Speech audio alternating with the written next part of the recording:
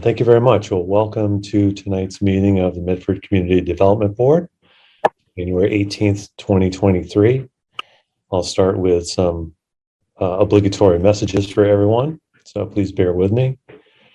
This hearing of the Medford Community Development Board is being conducted via remote means. No in-person attendance of members of the public will be permitted, but every effort will be made to ensure that the public can adequately access the proceedings as provided for in Chapter 107 of the Acts of 2022. A reminder that anyone who would like to listen to or view this meeting while in progress may do so by accessing the link that was included on the meeting agenda posted on the City of Medford website. If, despite our best efforts, we're unable to provide real-time access, we'll post a recording of this meeting on the city's website as soon as possible.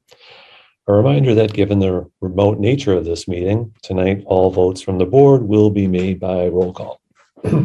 Excuse me. Please know that all project materials for this meeting and all of our meetings can be found on the city's website, medfordma.org. Easiest way to access that sort of information is to go to the main page, click on boards and commissions, find your way to Community Development Board among the boards listed alphabetically, click through and you'll see what we have before us for any given meeting. We start our meeting with a roll call of board members to see who's here this evening. My name is Dave Blumberg, and again, welcome to the meeting. Vice Chair Jackie Furtado. Present. Deanna Peabody. Here. Claes Andreasen. Here. Christy Dowd. Here. And George Fisher. Present. Excellent. First item, I should say as well, while we're going through names and faces, Amanda, city staff, perhaps you could mention for us those who are in attendance this evening. Sure. So myself, Amanda Centrella, planner in the Office of Planning Development and Sustainability. Director of Planning Development and Sustainability, Alicia Hunt, is also on the call. And I believe possibly joining us later will be Danielle Evans, who is newly recognized as our senior planner in the office. Excellent. Thank you, Amanda.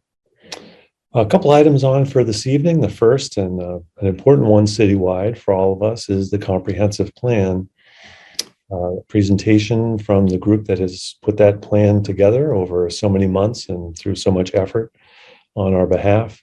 And a presentation from them, and then we'll have some discussion and perhaps a vote to adopt the plan on the city's behalf. So I'll turn it over to the presenters, including some friendly faces.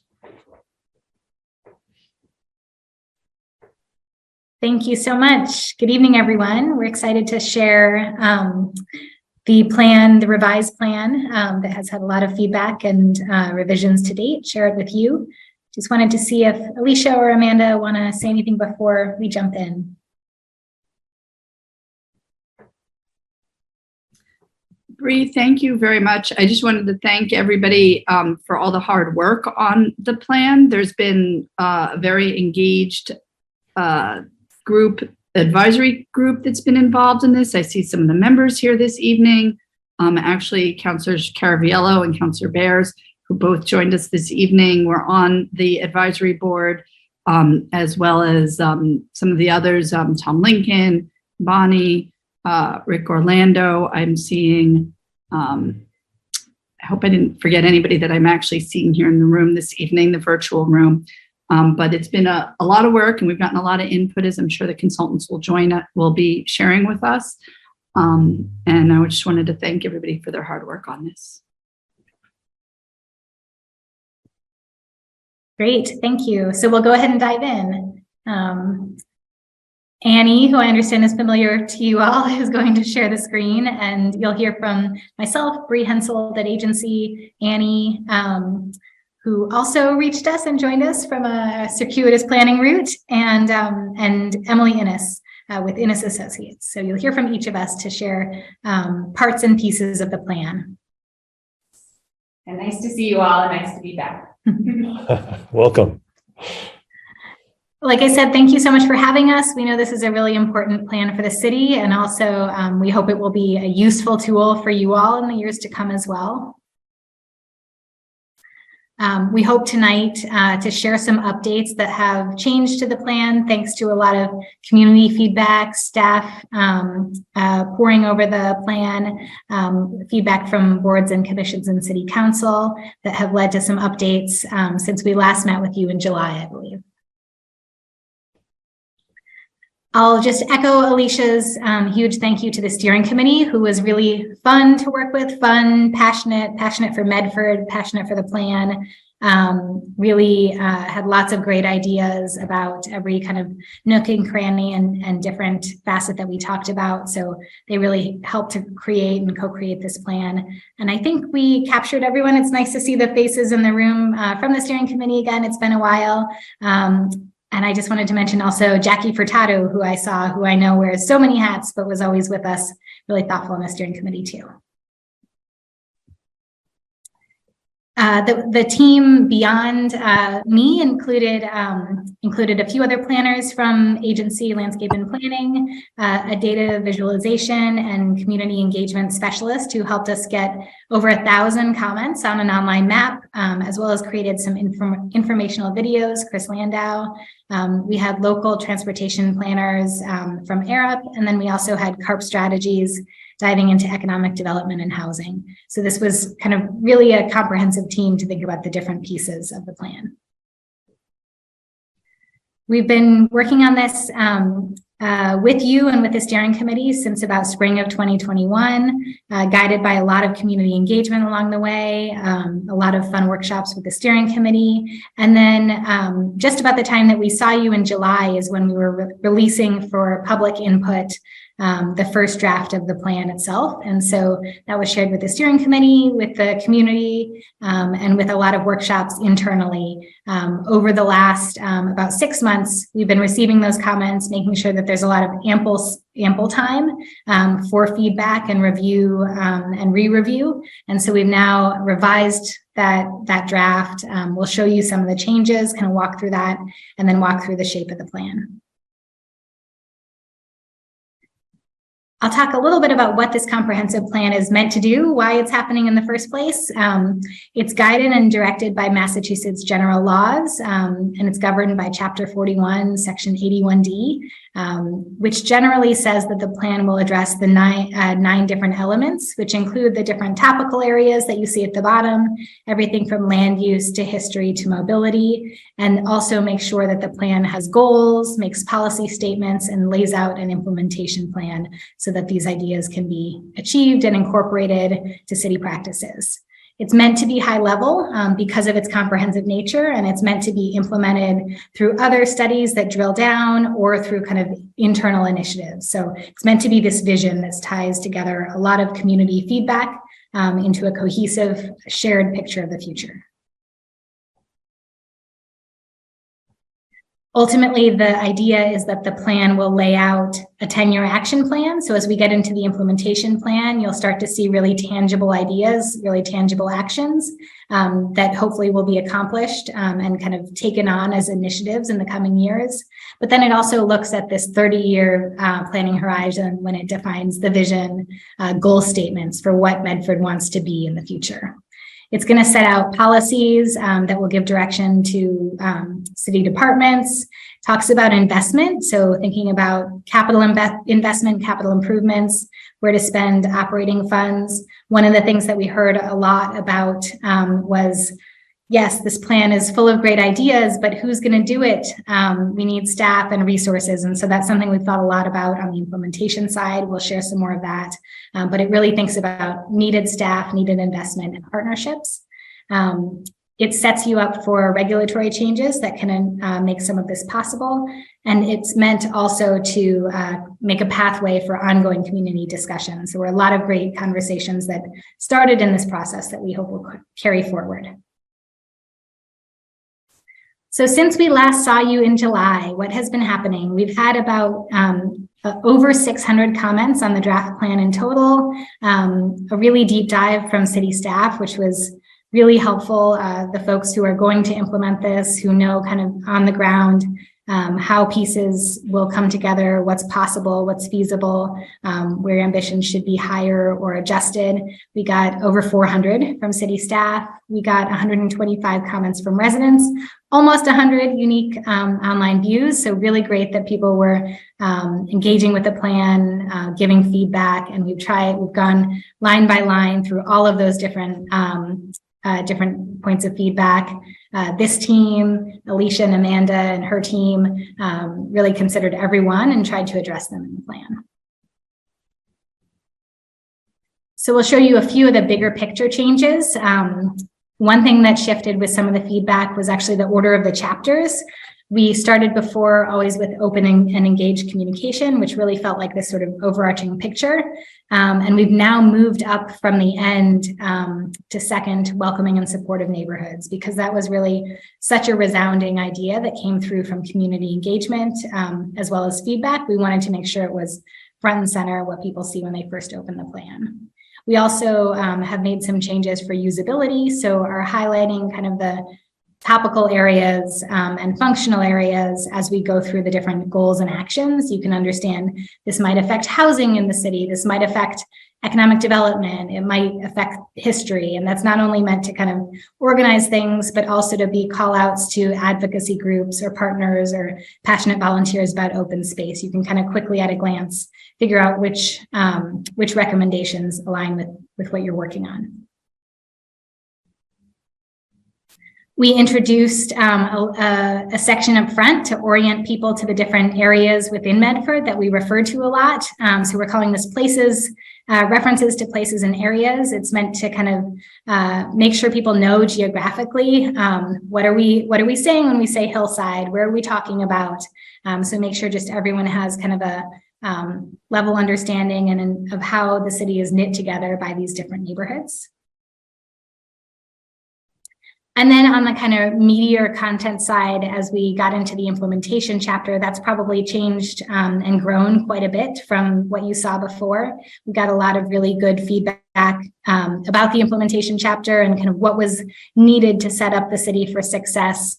And the chapter now really emphasizes the need for investment in staff and administrative resources, whether those human resources or space to support implementation. It also digs into the relationship and the strategy between having a relationship between economic development, infrastructure investments, and generating more tax revenue so you can make all of this happen.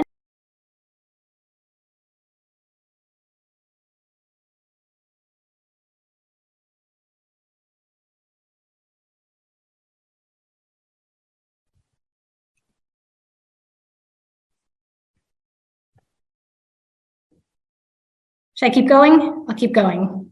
Thank you. Yes. And then finally, it identifies priority actions and first steps. So where do we start? Including some recommendations for zoning. How might you attack kind of thinking about different zoning changes, and then future land use actions. So as we get further into the presentation, Emily is going to dive into the implementation chapter and share that with you too. What didn't change is that the plan is still really driven by all the feedback that we received, not just in the last 6 months, but in the whole kind of 18 months of the plan itself. So all of the in-person engagement, website and digital engagement, and the focus groups. So really grateful for all of that direction.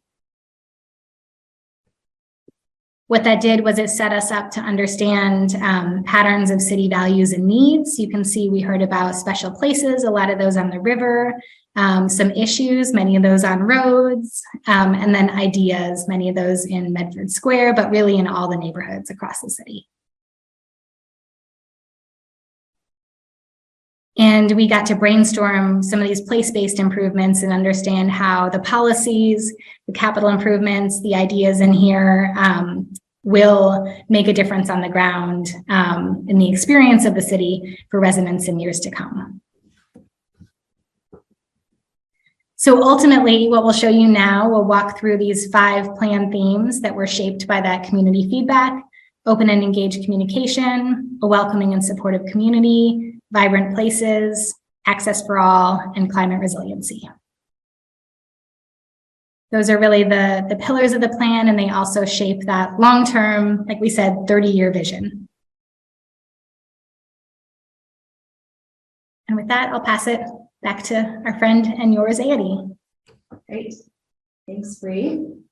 Before we get into kind of the 5 themes, we wanted to take a bit of a step back, and I'll move pretty quickly through this since there's a lot of overlap with what we shared with you all last summer, and also since you've been sitting with the plan. But thinking about the fact that Medford has done a lot of planning work at different levels and on different topics. And so part of the role of this plan is to really bring together current and past plans and to understand how these components relate holistically to one another.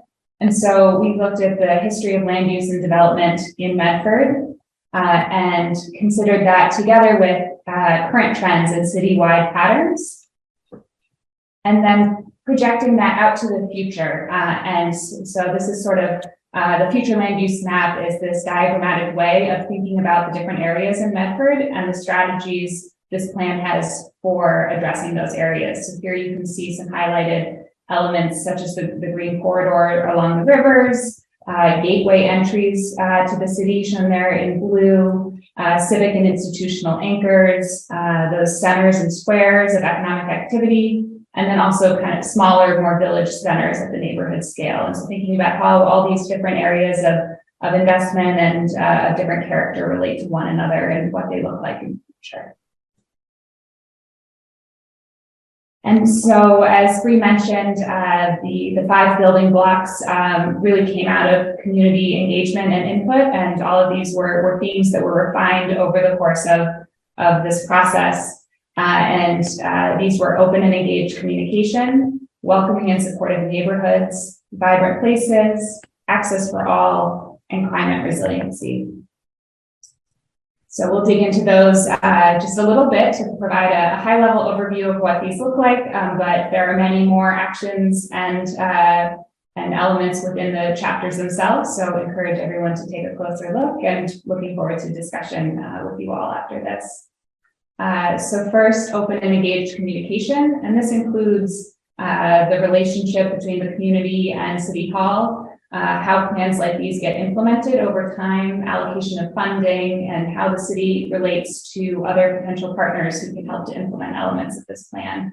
So some of the goals that came out here were to grow and strengthen community trust, to implement the plan according to community-supported priorities, and also allocating resources effectively to make sure that this plan can be effective going forward. And so just to highlight a few of the actions that are contained in this chapter, the plan recommends issuing an annual comprehensive plan update that will show progress made on the plan and really create that transparency with the community about actions that have been taken. Offering communication training to residents and staff, including mediation training, and thinking about how we're communicating with the rest of the community. Tracking participation demographics in planning processes and on boards to really see who's in the room and how we can expand the reach of both membership of boards and commissions, but also of who's engaged in public processes. And then also identifying partners who can help to implement this plan. There are a lot of actions and recommendations and steps in here. So how can the city not do this alone, and thinking about how to strategically allocate some of these steps to some supporting organizations and partners. So the second building block or theme is a welcoming and supportive community. And so kind of one of the big goals here is ensuring affordable housing for all, and housing was a big theme that came forth throughout the engagement process. And as Bree mentioned, part of moving this chapter up in the structure of the plan was really to emphasize kind of the weight of that piece within the plan, and the emphasis on that. And this plan builds a lot on the housing production plan that was recently completed, but really emphasizing that the affordable housing goal is a main component of this plan.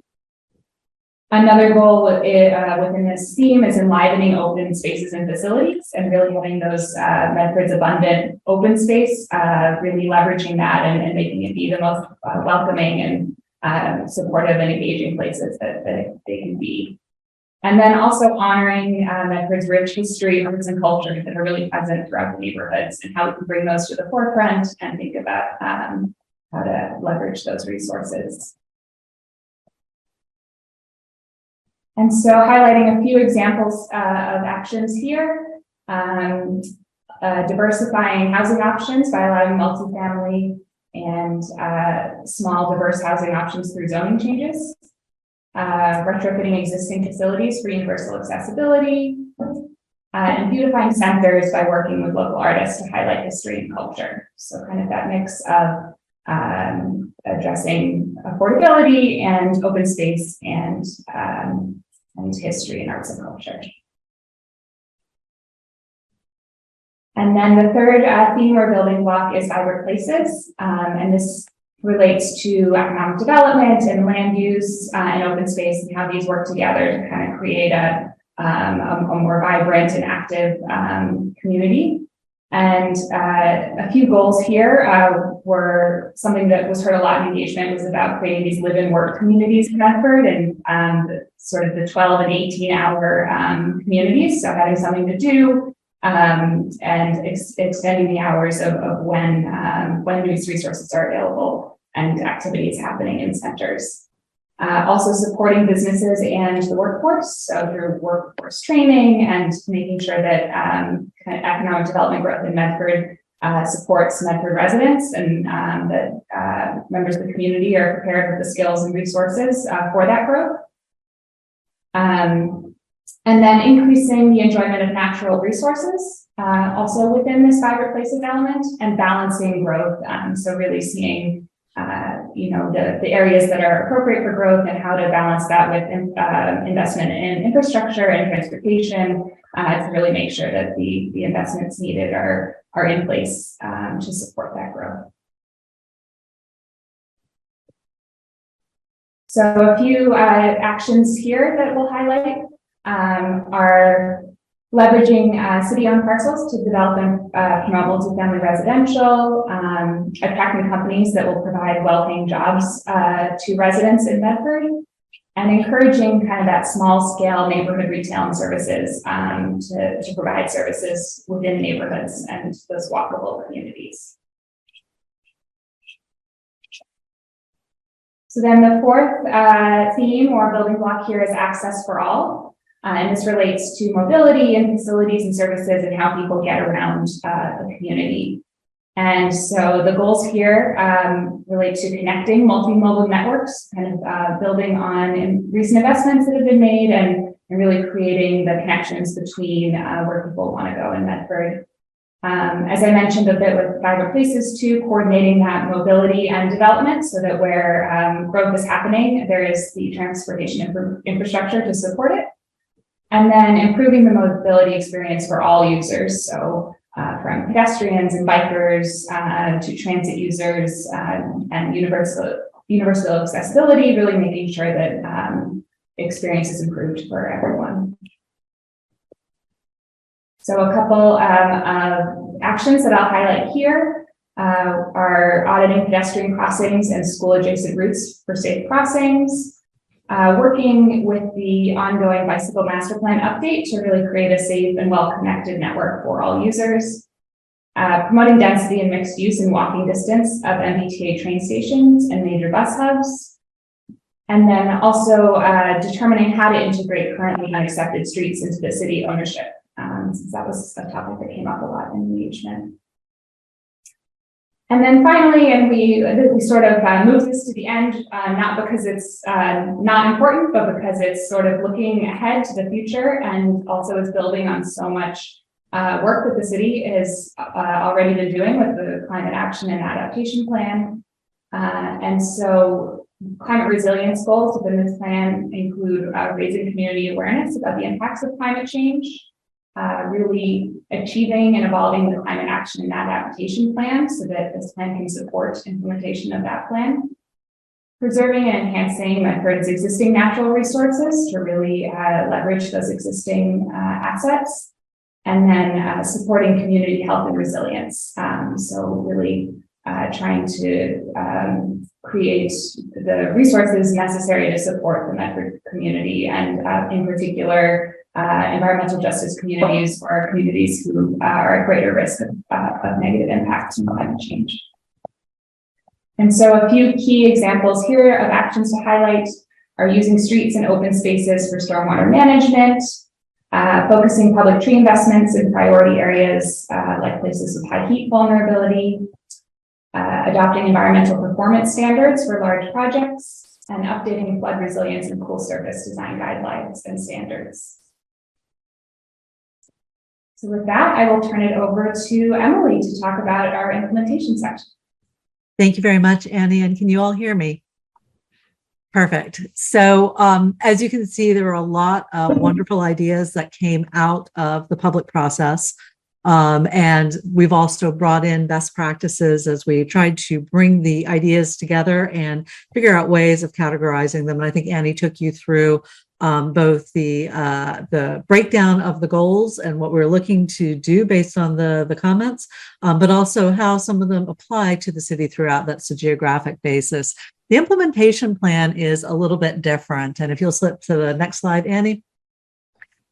This is really figuring out, how do you take all of these ideas, how do you put them into a framework, not just the themes that Annie went through, but in the form of a plan that the CDB, that the city council, the mayor, other people, other groups, other departments can bring forward and start to implement. And so the beginning of the implementation section is these high-level categories of how do you get the people and the other resources together that can do implementation, and then how do you think of prioritization? Obviously, from the city's point of view, one idea is the how economic development aligns throughout, because economic development has such an impact on everything else that can happen in the plan. But from your point of view, the idea of land use and zoning changes, and they're scattered throughout the document, but the implementation plan brings them together. And we'll talk about those a little bit as we move forward. And then from there, every comprehensive plan will also, because of the level a comprehensive plan is at, it will identify additional studies that need to be done. And the important thing about those additional studies is, how do we think about continuing to engage the people who have been engaged with the process so far, right? This plan set a standard, and actually in this case, this plan followed along from work that the city had already begun to do, and really built on that. Future studies will continue to build and improve the community engagement. So let's jump into a little bit more detail about the implementation plan. And we're going to start off with the zoning strategies. One key piece, as we heard input back from the first draft, is we need to know more about prioritization. And so in the implementation plan, we've set it up so that you can see how to really begin thinking about zoning changes from the step of you've completed your recodification. As with any recodification, there's always some minor tweaks coming out. You're working right now on bringing your zoning map from having been a Mylar into a digital format, which has been ongoing, and really refining that and bringing that forward. And so with those updates, it's time to think about the next steps. So one thing that we've recommended in talking with city staff is the idea that as zoning changes are made, bringing forward policy statements that explain why the zoning change was made. What was it that the city was trying to accomplish with that? And that idea of thinking about policies and zoning fits very neatly with the next couple of recommendations. One is to really develop a research-based practice of looking what other communities have done in terms of best practices to address zoning changes and zoning change processes. How do you bring the public along, get their input, do something that zoning changes that reflect the values of the community as well as the needs of the city? Those should really be combined. And so there's best practices around that. And then there's a set of priorities for the next steps in looking at the different neighborhoods and areas that were identified as important during this plan.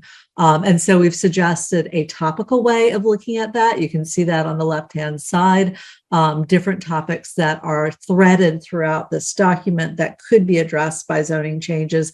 And we've also suggested a way of prioritizing them by geography. So that's the specific neighborhoods, corridors, squares that needed additional attention. If you think of the comprehensive plan as sort of up here, now we need to get down to the level of those neighborhoods and centers. So that prioritization for zoning really looks at what can happen quickly and what needs to happen going forward. Next slide, Annie. So another component, and this is coming out more and more in community planning processes, is before, when you did, the earlier stages of an implementation was you just listed the action. And then it became, no, you need to do the action, the partners, the timeline, and we're going to talk about how this implementation plan does all of those. But now best practices for community planning is really about establishing benchmarks for measuring the success of the plan. So in this case, the idea of getting the relevant departments together and understanding what are their goals, what are the goals for different city boards and committees, and then how do you measure that those goals or those actions have been successfully implemented. So we've given an example here of how you might do that for neighborhoods that are more welcoming and supportive. How do you know that you've done that? Well, we see an increase in certain trends, right? They may be housing units, historic designations. We see an increase in diversity. We see an increase in children who live within a 10-minute walk of a playground. We see a decrease in the percentage of population that is housing cost burdened. So it's the idea of figuring out initially what are the trends that spell success. And then for some things, as you go forward with implementing the plan, you may want to establish specific metrics. You may want to say it's not enough that our housing units are increasing. We want to increase our housing units by this amount, or our affordable housing units by this amount. And that's really a department by department conversation. Next slide, Annie. And so another way of doing that is what was the impact of the work that we as a city are doing? And so here's an example you can see by the colored dots here of a way of thinking about how you can take a single area and measure the impact of the plan by seeing how many of the goals have actually been applied to the area, right? So if all of these things have been completed, or a portion of these things have been completed, then you know that you're really addressing the needs of that particular area of Medford. And so the plan breaks these down as ways to think about the fact that you're making progress. Next slide, please, Annie. So there's two sections that I want to sort of call your attention to, and we've got two ways of reading these sections. The first is the objectives and actions, and Annie hit those at a very high level, so you can see how they work through thematically. What you'll do when you go to the plan itself is you'll see how these are broken down. So you see the goal, you see the supporting goal, the sub goal underneath, the objection for that goal, and then the specific actions. And so these are laid out so you can see the real details behind why these goals are important and how each of the actions or the objectives support those goals. And then in this case, certainly on this page and many others, there are quotes from the community engagement that are directly associated with these goals. And then if you go to the next slide, please. So that's great. We've got those listings. Those came out. This is where we get into the components I mentioned earlier, that idea of who's doing this, how did they get started? How do we track progress? And where do we go for funding? And so if you go to the next slide, the next piece is this table. And again, we've used this slide to show how to read the table, but basically it'll show you the goal, it'll show you the actions, who the partners are. Many of them are city departments, which is where we get back to that idea of, do we have the right amount of staff? Do the staff have the right resources to do what they need to do to achieve these goals? Some of them are boards, committees. And then some of the partners are not, in fact, city groups. So you may have a city steward, the lead department or the lead position for an action. And then partners may be other city departments, but they may also be institutions or nonprofits or other people who have a vested interest in the success of that action being completed or expertise in that particular task. So for example, some of the arts-based organizations may be partners for some of the arts-based actions. And then we have a list of projects that the city is working on now. You don't plan in a vacuum. And so this gives an idea of what's been done to date and helps with what should be the next steps. The next slide, please. So that's an overview of implementation, this idea that the beginning of the section lays out some of the priorities, especially for this board. I mean, a comprehensive plan is a planning document for the CDB as well as for the city. So it gives you some ideas, particularly on the zoning and the land use, but also on other components and how they work together. You see how the tables work for identifying all of the actions. And now it's really a chance for us to say thank you. Both to the CDB, obviously, for working with us, and for all of the many people, the steering committee, all of the people who took time out to provide comments. Under Section 81D, the CDB is the city's planning board, of course, and it is responsible for adopting the plan. So we'd love to talk to you, any questions or discussion you'd like to have on this tonight. And then just next slide quickly, Annie. Oh, did we want to do this now? I wasn't sure if you'd have the link in time. It is the only thing that's remaining to be swapped is that order of the chapters and the graphic of the implementation table. So, Alicia, we might leave it up to you if you think the video is final. It just needs that replacement swap out of the implementation page, and that should happen any day now. So we just have it here in case it would be helpful, and we can certainly share it around after the fact as well once we have that updated later this evening. I think it would be fun to show it. It's like 2 minutes. Yeah. I think everyone enjoys a good video. And I should say this is from our incredibly talented partner, Landau Designs, who has been working with us on all of the community engagement, the earlier videos that we had, the map that drew so many comments. So with the board's permission, I think we'd love to show it. Let's do it. And a guest voice. A familiar guest voice, yes.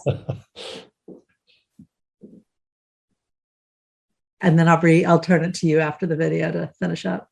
Sounds good. I think Annie's just getting the audio set up so audio can share as well as well. Yes.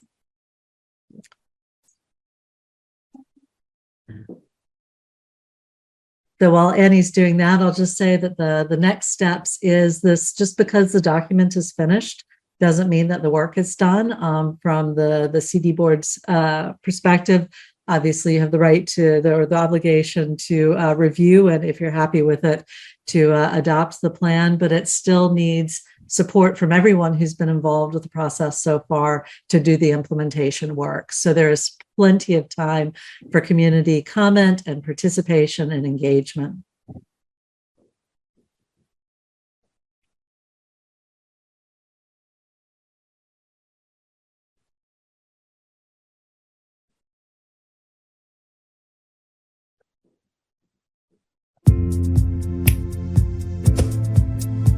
I'm just going to pause quickly. Can you hear the sound? I believe I'm sharing sound. Yes. Okay. Good job. Awesome.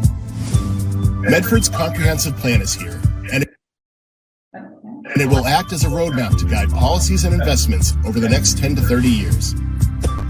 It will help the city plan for future development, adapt to climate change, make it easier to move around, support historic and cultural places, align public services with resident needs, and more. It sets a clear framework with greater predictability and consistency for residents, businesses, city staff, and developers. The plan is structured around 5 overarching themes that we heard from you. Each chapter of the plan identifies goals, objectives, and actions to support aspirations for the city's future that are easy to measure so that the city can track the plan's progress. Here are a few examples. Identify partners who can help to implement plan recommendations.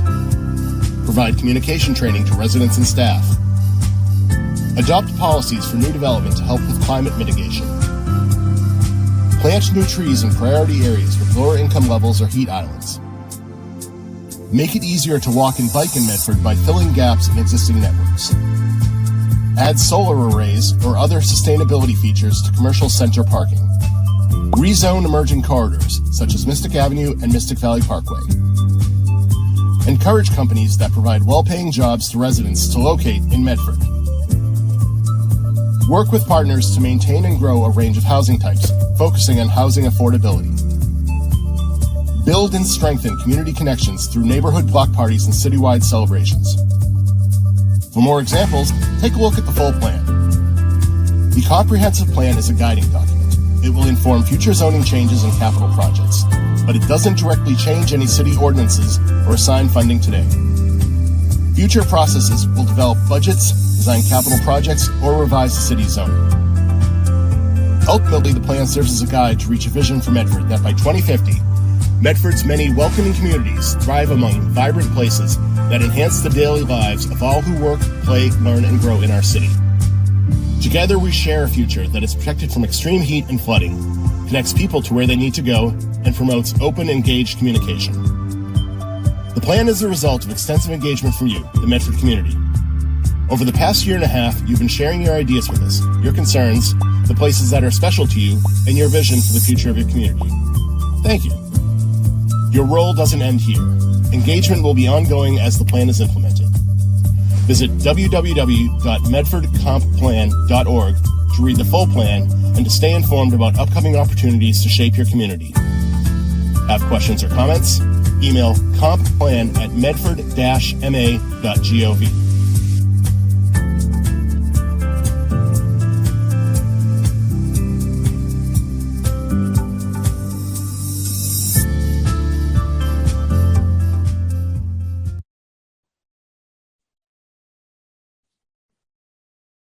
Very nice.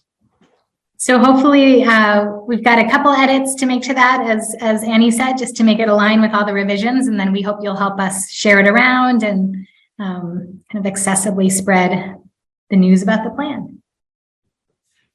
That's wonderful. Thank you very much for the presentation tonight and obviously all of the work you've done. It's amazingly impressive to think of the amount of effort that both or all of the folks involved have put into this, the team of consultants advising the city, all the city staff, and maybe most impressive, the number of residents who were active participants in this process over a very long period of time. And so to me, I think that's worthy of congratulations for everyone who's involved and a very impressive feat.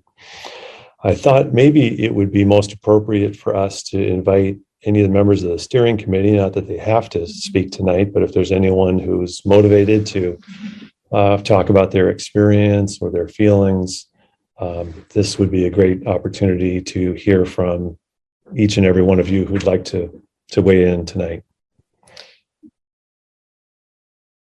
Amanda, can you, I'm not sure I'm seeing everyone's hand. Yeah, yes. So I'm happy to have folks, if they, especially from the steering committee, if they want to speak, raise your hand. I see Councillor Rick Caraviello, so I'm going to ask you to unmute. First of all, thank you everybody for all the work we've done over the months of this. So, it was a lot of time put in, and a lot of work went in. I just, I just have a couple of things here. There's no talk about implementation of the plan yet. So I'd like to see, how we're going to implement the plan. And then I think at some point, I've said this from day one, we've gotten a lot of community input, but I think it's time now that we start bringing the stakeholders in the community that own the property and everything into the conversation. Because again, everyone can have all the great ideas they want. If the stakeholders don't buy into our project, then we've done all this work for naught. So I think I would hope that we could invite the stakeholders in and figure out how to implement the plan that we spent so much time on doing. Thank you. Excellent. Thank you for that input. And it is a good reminder, as much effort that went into getting us to this point. I feel like there's a lot more ahead. And this is only the beginning of the work that's ahead of the boards and residents and city government. So thank you for that input. Do we have others who would like to provide us? Yes, Yes. Tom Lincoln from the steering committee. Excellent. Mr. Lincoln, how are you? Hang on a second. No video. Oh, I'm sorry. We've disabled video for the time being just to dissuade any bad behavior.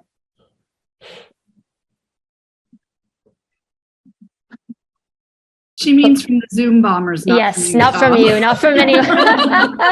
So I should have made that clear. We had to eject a couple of Zoom bombers. Yeah, okay, but I'm still not on here. We would have to turn it on for everybody. Yes. So what am I gonna do? You can talk. We don't. Oh, I can talk. I'm sorry. I'm sorry. Sorry. Yes, sorry, forgive me. Tom Lincoln, I usually looking at my ugly mug here. I think this is terrific. A lot of work has gone into this. I think the key, of course, is, as everybody said, is the implementation. And I understand there'll be, a number of steps taken along those lines. I just had a couple of fairly specific comments. I'm not sure this is exactly the right time to do it, but I did do the trouble of making a little bit of a list here. Alicia's used to my list. I think for the good of all, so to speak, and the good of the plan, I think it'd be really critical to get a couple of things done in a short period. There are 181 items in the implementation section, which is really staggering. And they're not all on the same level, but I think that, and I suggested this to Amanda in an email yesterday or today, maybe I'm just making up a number here, picking a small number here and doing it, because there are a number of things here that really aren't going to cost any money that would really show some forward progress. Sorry, it's my phone. It only goes off when I'm talking. I also wanted to emphasize that I'm going to throw this phone out the window here. Thousands of spam phone calls. I think another point that I've made before, and I'm not sure is reflected here, is I think the city and the planners obviously need to be aware of broader trends. For example, there's a lot of talk here about retail and increasing retail. I'm no expert on it, but I'm not sure that bricks and mortar retail is a sector that's going to be prospering in the next 10 years in the American economy. I just was talking to somebody today, was commenting on the number of vacant buildings in our little square here in West Medford. So that's a comment. The trees, the tree canopy, the idea of a no net loss tree ordinance, I think that came out very strongly in terms of public engagement and public interest, and I think it would be really good to move ahead on that. I think we're kind of falling behind, frankly, on the tree front in Medford, both in terms of the canopy, street trees, et cetera. The last thing I would mention, I think that's critical here, is a design review board. This failed politically at least once in my lifetime. In the last 15 years. But I think that there's a lot of sentiment in Medford that development is not well controlled and certainly not aesthetically controlled.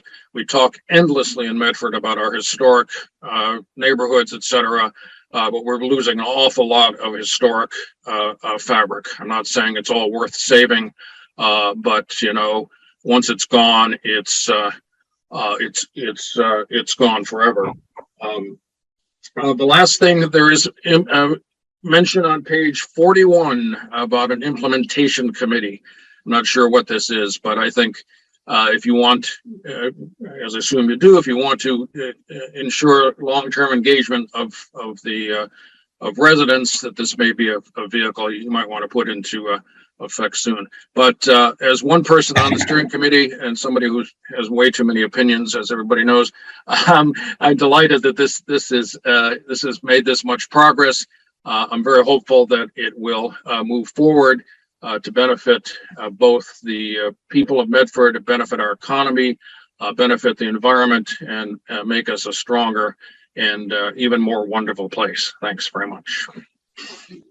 Thank you, Tom. Thanks for weighing in, and thank you as always for your engagement with the city and how much you care about Medford. Thank We you. all understand that and recognize it. So, Amanda, I see Councilor Bears with a hand up, maybe among others, but Yes, I'm asking to unmute now. Great. Thank you so much, Amanda. And I'll be short and sweet because I think what I was going to say has been said. But number one, just thankful to everyone who's participated in the process and the staff and all of the consultants who've helped us come to this point. I think we can all agree that having a comprehensive plan is long overdue, and bringing together all of the work of so many folks, not just over the past year and a half, but also the past, decade or two where we've had plans that didn't go anywhere, but have now maybe had some new life breathed into them by pulling them all together in one place, I think is a good thing. But I totally agree that now, as we're looking forward, this plan is designed to help us look forward. And the real question to me is the pace of change, and the pace of action. And I think, being honest about the level of resources and funding that's going to be necessary to take advantage of the great opportunities that this plan presents is going to be really important. So thank you, everyone. And I look forward to helping out and continuing this work. thank you very much. Councilor Bears. Amanda, do we have other participants, other members of the public who would like to weigh in? I was going to go to the board. Let us go last, if that's okay. Sorry. Go ahead. Amanda, thank you. I was just going to thank everyone for the comments so far. Tom and Councilor Caravello and Councilor Bears, who have all have read the plan really closely and given it lots of careful thought. So I just wanted to thank them and for the focus on implementation, which has really, I think, been the focus of the team for the last 6 months with the guidance of this group and others. And I hope too, with some of Tom's good ideas around low-hanging fruit and kind of implementing some things early. Alicia's team has done a great job looking at what's happening now and kind of what's possible to make happen now, and kind of lining up the plan with ongoing initiatives and initiatives that are starting. So hopefully there'll be able to be some of that demonstrated early action, which is a great idea. Thank you. Excellent. Thank you. I see my neighbor, Rick Orlando, with his hand up.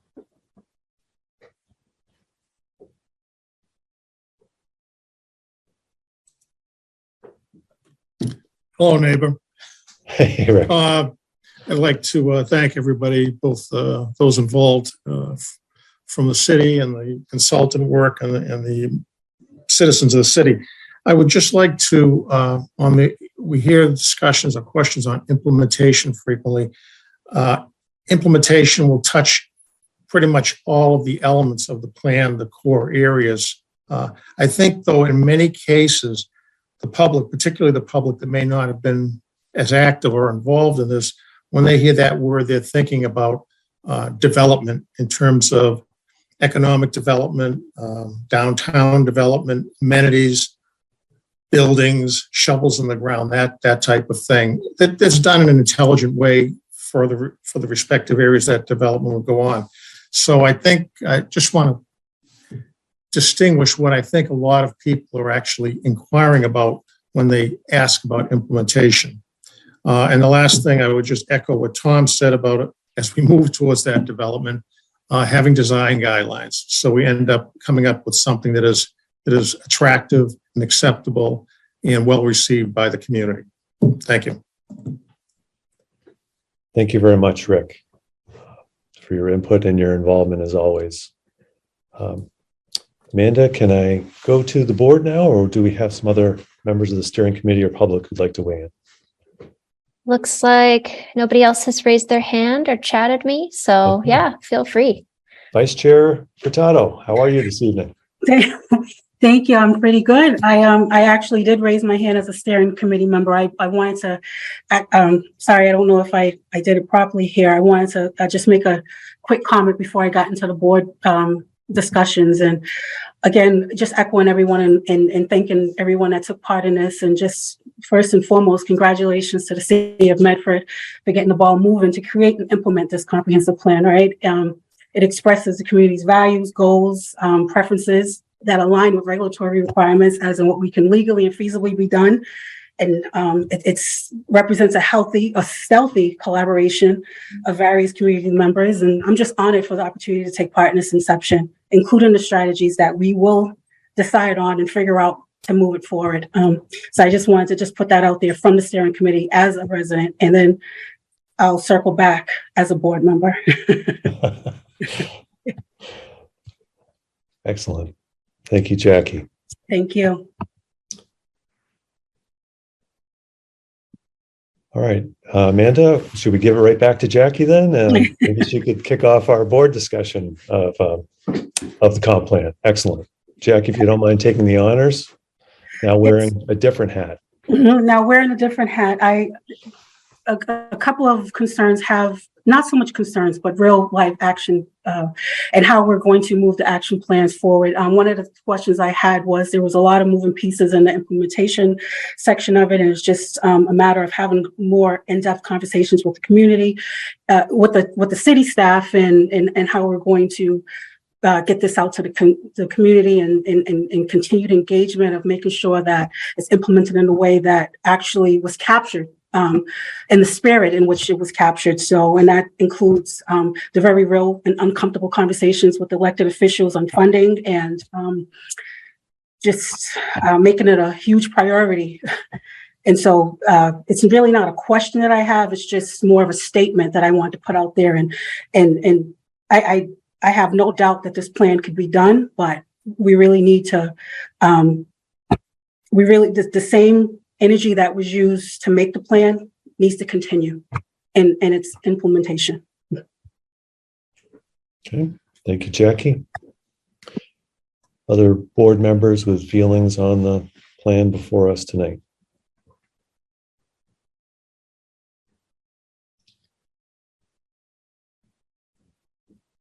I guess just following up on Jackie's thought, is that really the first thing that needs to happen is what is identifying the first step? Is it an implementation committee? Is for various boards and city departments to each identify what their individual first step is in implementation? I'm not sure what the answer is to that.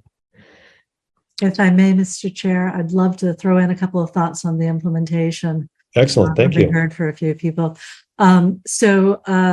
The implementation committee, I think Tom Lincoln mentioned it, is certainly part of this, as is incidentally design review board. I'd say that's probably one of the first administrative steps to take in terms of organization, is to figure out how that committee should be set up, who should be on it, get them moving so that they can start to get familiar with the plan.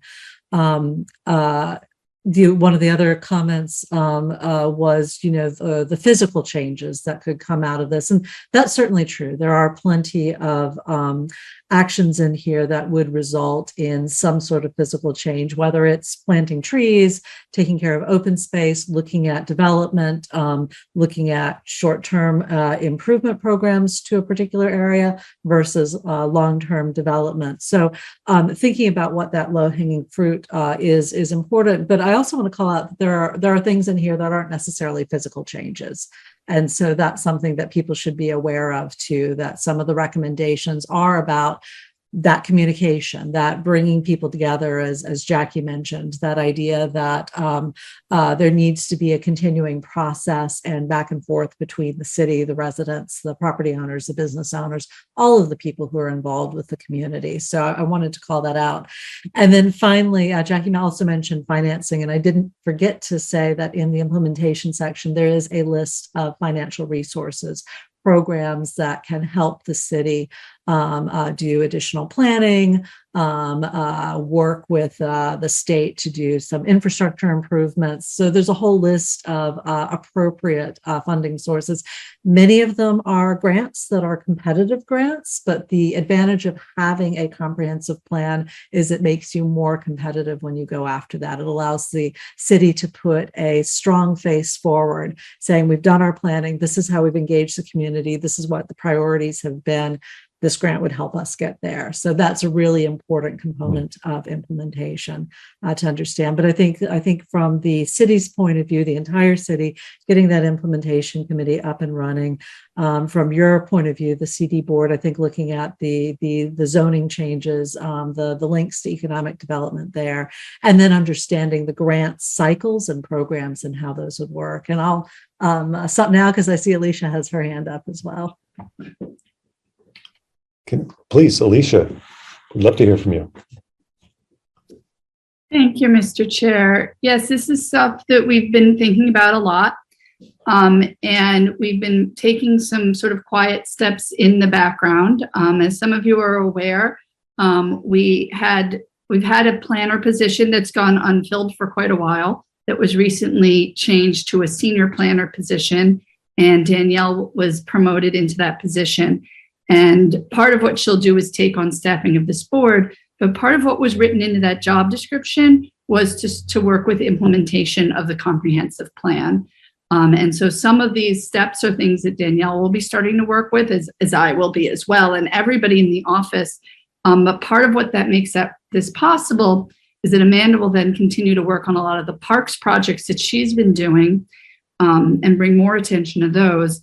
And then Danielle was actually filling 2 roles, and we've posted both of those as full-time positions funded through the CPA and CDBG. So we're backfilling Danielle's work, if we can find some good candidates, with 2 people, a housing planner and a CPA manager. And that should really free up her ability to spend some time on some of these. Additionally, I have to apologize. I cannot remember in which forums I've mentioned this. We have one additional position that we haven't posted yet, but we received a grant from the state for a climate zoning planner. And when we gave them not a description, but a scope that of what that person would do, we basically listed all the climate and zoning items that are in the plan, the comprehensive plan and the climate plan. And we said they're going to work with the city council and legal and find best practices and help to bring these things forward and help move a bunch of this climate policy forward, much of which is in the comprehensive plan as well. So that's another position that we do expect it'll take us a little bit of time to fill, but that we will also be bringing those resources as well to the table, because a lot of this does take human capital and time. And some of these things are things in the implementation plan. Each item, each action is given a project champion, which is a department or department head in the city, who is not necessarily going to personally do it, but would be responsible for moving that forward. And in that way, we've distributed the work, because this is not one person, it's not one board, it's not even one office. There are things in there listed for the city engineer, for the traffic department, for the DPW, for the mayor's office, the comms department. There is for the health department. There's a lot there under us. And a lot of this is actually plans like just for developers, for them to understand what is the city looking forward for. We were pleased to have one of our big property owners from Preauto Lane on the advisory board for this as well as one, at least one small business owner off the top of my head. And we have reached out and talked with various property owners in the city. But part of this is a roadmap for them and developers to understand what is it that the city would like to see moving forward. And some of it does set the stage for us to know where do we need to do a little bit more work and where do we need to dig deeper. So we do recognize that, but we're ready. We're ready. And if you can help share our job descriptions out and help us find more qualified candidates to share this load with us, that would actually be amazing. So we thank you all this evening. Excellent. Thank you. Thank you very much. I guess one that I feel like is most relevant to us as a board is the set of zoning considerations that are presented. And we don't always have time to think about those, and we only meet kind of in these public forums. And we do have provisions that we could meet as a subcommittee, or we could set up subcommittees. Maybe that's something that we need to think about so that we can roll up our sleeves a little bit and take a look at some of the zoning recommendations and see how they might apply in the community. So that's just a thought that's occurring to me now as we're talking through this. Some of the zoning in the past has come from city council. Some of the zoning has come from, Alicia's office, because there have been certain developments or issues that have been raised. But I haven't seen that come from the board itself. Maybe this is an opportunity for us to be a little more proactive in an area that is central to our core mission. So. Okay. All right. Any other comments? We do have the opportunity tonight to vote to adopt the proposed comprehensive plan. That's part of our role if we as a board are ready to do that. If there's not more discussion, we could certainly move to that next step with a motion. Chair Bloomberg, I just have Please. one more comment I wanted to make. Please. I would be remiss if I didn't say this. We thanked everyone, including the city staff and all the residents and everyone. I want to just give a special thanks to agency for in your partners for all that you did. I was also part of the selection process for that, and you didn't disappoint. I had to say that. Excellent. I think we all second that. I just also want to just be explicitly clear. There are two things that are being edited. The acknowledgements page, we're still finalizing. We just want to make sure that everybody's listed the way they prefer to be listed on that. So we're finalizing the acknowledgements page. And we asked the mayor's office if they would write an introduction letter from the mayor. And I did tell them that we did not need that for this evening. Because they're working. The mayor's giving a big state of the city next week, and I didn't want to try and compete with that. I'd rather it be them take the time to really give us a good letter. Thank you very much. My hope is that wouldn't hold up your need to vote if you were so inclined to vote on it, though. But. That sounds fair. Anyone want to make a motion? For approval of the comprehensive plan? Or So adoption? moved. Adoption, I think is the right word. Adoption, so moved, unless you would like me to repeat that. And is I'll there a second. second? I'll second. All right. Call for a roll call vote then. Make sure I have everyone. Vice Chair Jackie Furtado. Yes. Deanna Peabody. Yes. Claes Andreasen. Yes. Christy Dowd. Yes. George Fisher. Yes. And I'm a yes as well. Thanks again to everyone who was involved, and thank you for everyone who participated this evening, and congratulations to everyone.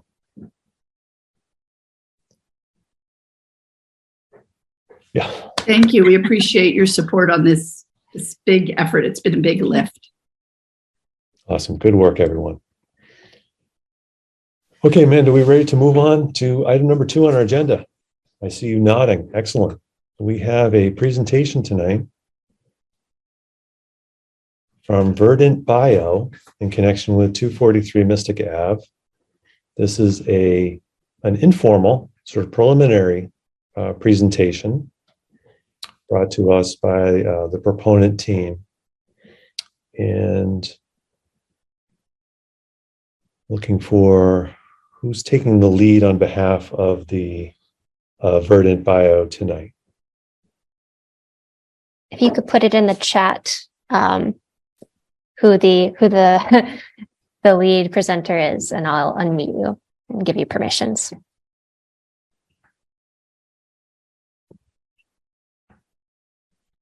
All right, give me 1 second.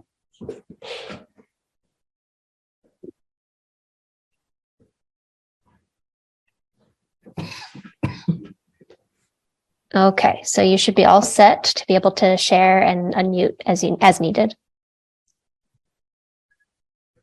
Hi, everybody.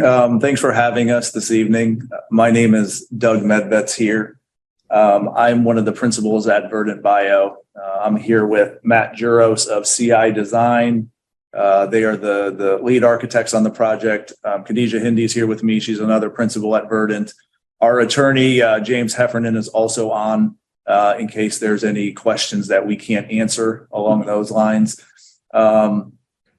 Actually glad we were here tonight to hear all this. This was great. Very informative for us. I was completely unaware that we were going to get to listen to all that. So that was really fascinating. And hopefully we can help out with some of the implementation. A little bit of background on Verdant.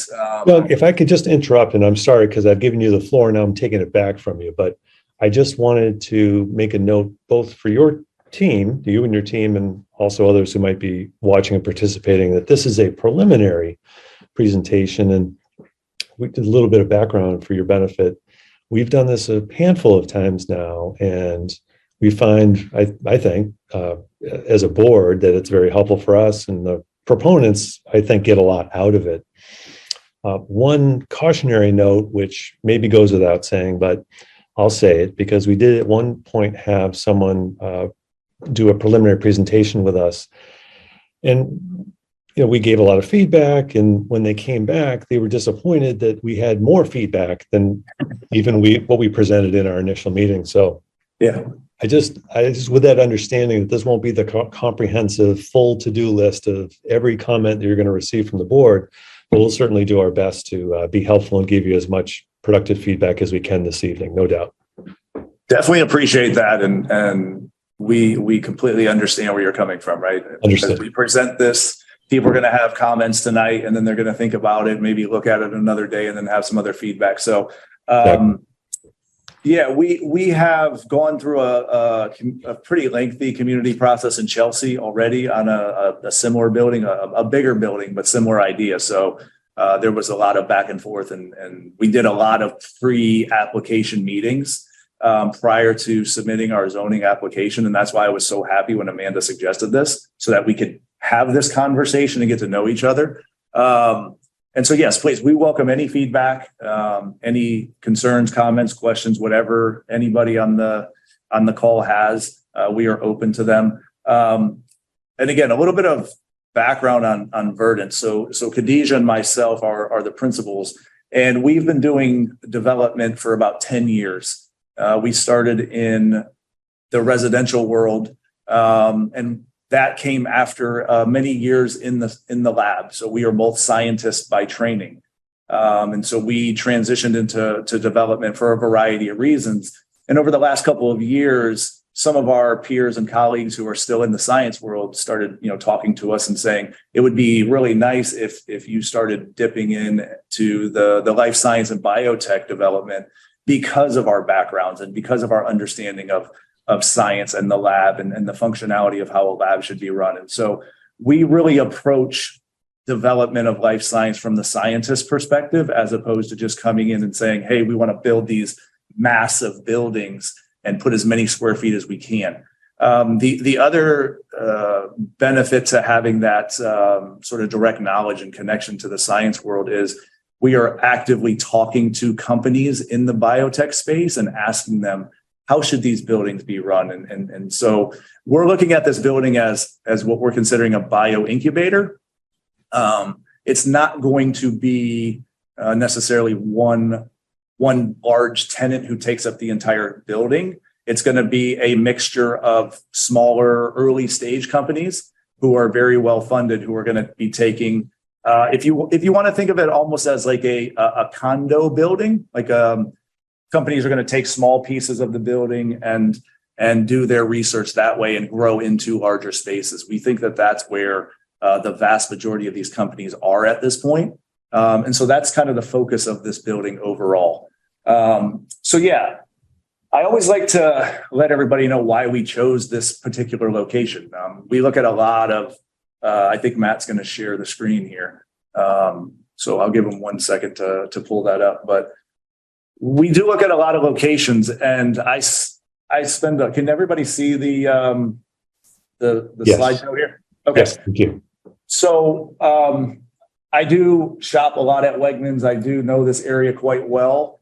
And so when this location came to me through a real estate agent that I know, I was really excited. And so I wanted to share a little bit on why we think that.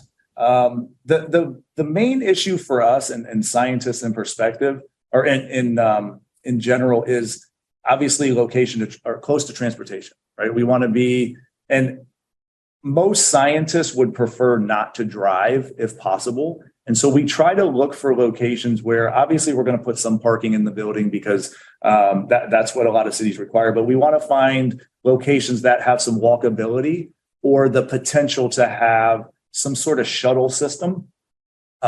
So just, I'm sure most of you are familiar with this, but here's the location, 243 Mystic Avenue. And then the architect team put these circles with a radius of about a 2-minute walk for the first circle and about a 10-minute walk for the second circle. Anything within that circle is obviously very walkable for a scientist. And so we wanted to highlight some of the transportation nodes that are around here, as well as the bus routes and bike stations as well. So all of these are really important aspects for an early stage biotech company. And so that's one of the really attractive parts of this location. Obviously, we have Wellington Station, we have Wegmans, we have Assembly Row, all very close here. There's apartment buildings right across the river. So there's also the sort of young professional style apartments that are close. And then obviously just to the west of our site, we have a lot of residential neighborhoods, right? So there's everything that we need in this potential site to really build a nice building and bring in the young professionals who are going to be working as the scientists in this lab. So the other thing too is we do talk, as I mentioned, we talk to scientists and CEOs of these companies and we ask them what they think about these locations. And so we've got a lot of positive feedback around there.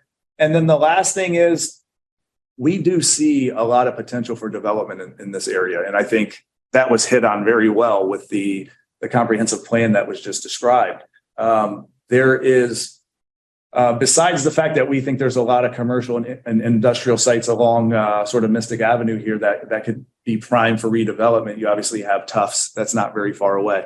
And that will help drive new companies, right? We can collaborate with Tufts in a variety of ways, but universities like Tufts who are actively producing biotech companies, those are things that are really attractive in building life science buildings. So just a little bit of feel for why we chose this site.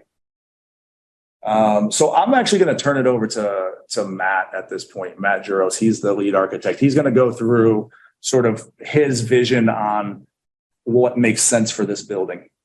Okay, thanks, Doug, and thanks for taking some time with us this evening. The opportunity to have sort of a low stakes conversation and sort of get your feedback as we continue developing the building is very much a work in progress at this moment is really valuable. So. And also, we're really excited to see the master plan come out and sort of be here witnessing the moment when it becomes, it's about to become zoning. And, I've lived in this area for about 30 years and have, have watched Medford and I know so many people who live here. And I'm so excited for, what feels like Medford's moment to really come. And so just that's a side note. So Doug really I sort of hit on what's important to us about the site, and what's true also about the site. Let's see if is that it's very small, 82 feet by 90 feet plus or minus, and so it's really sort of a very constrained site, and the opportunity to work there is something that we have to be sort of inventive with. So what we're proposing is that it would be a building that really takes the footprints of the site plan and extrudes it up, to buildings that have labs in them. And this is sort of an incubator, startup, ramp up type of place. And these are wet labs, have a tremendous amount of mechanical equipment. And we need space for those in addition to the labs themselves, parking, and vertical circulation, chemical storage are all parts of a building like this. And so we're sort of creating that building in it's easier in increments of 250,000 square feet. Let's just say that. And so we're doing it in miniature here. But I think it's actually appropriate for where this part of the Metro Boston is and where life science is at this moment. It's really kind of seeding the area with this type of facility. And there's, we think there's a real flywheel that's really healthy in the Boston area, and Tufts is a large contributor to that. So to kind of dig into the building a little bit specifically, it's very early stages, and I looked at the presentation this morning after I had been designing turn it over to the design team, and it looks different now than when I last left it. It's intended to be a very austere building and sort of sculptural and beautiful. 8 stories tall, 7 stories of lab space above a ground floor that's got lobbies, utility spaces, storage, and some parking.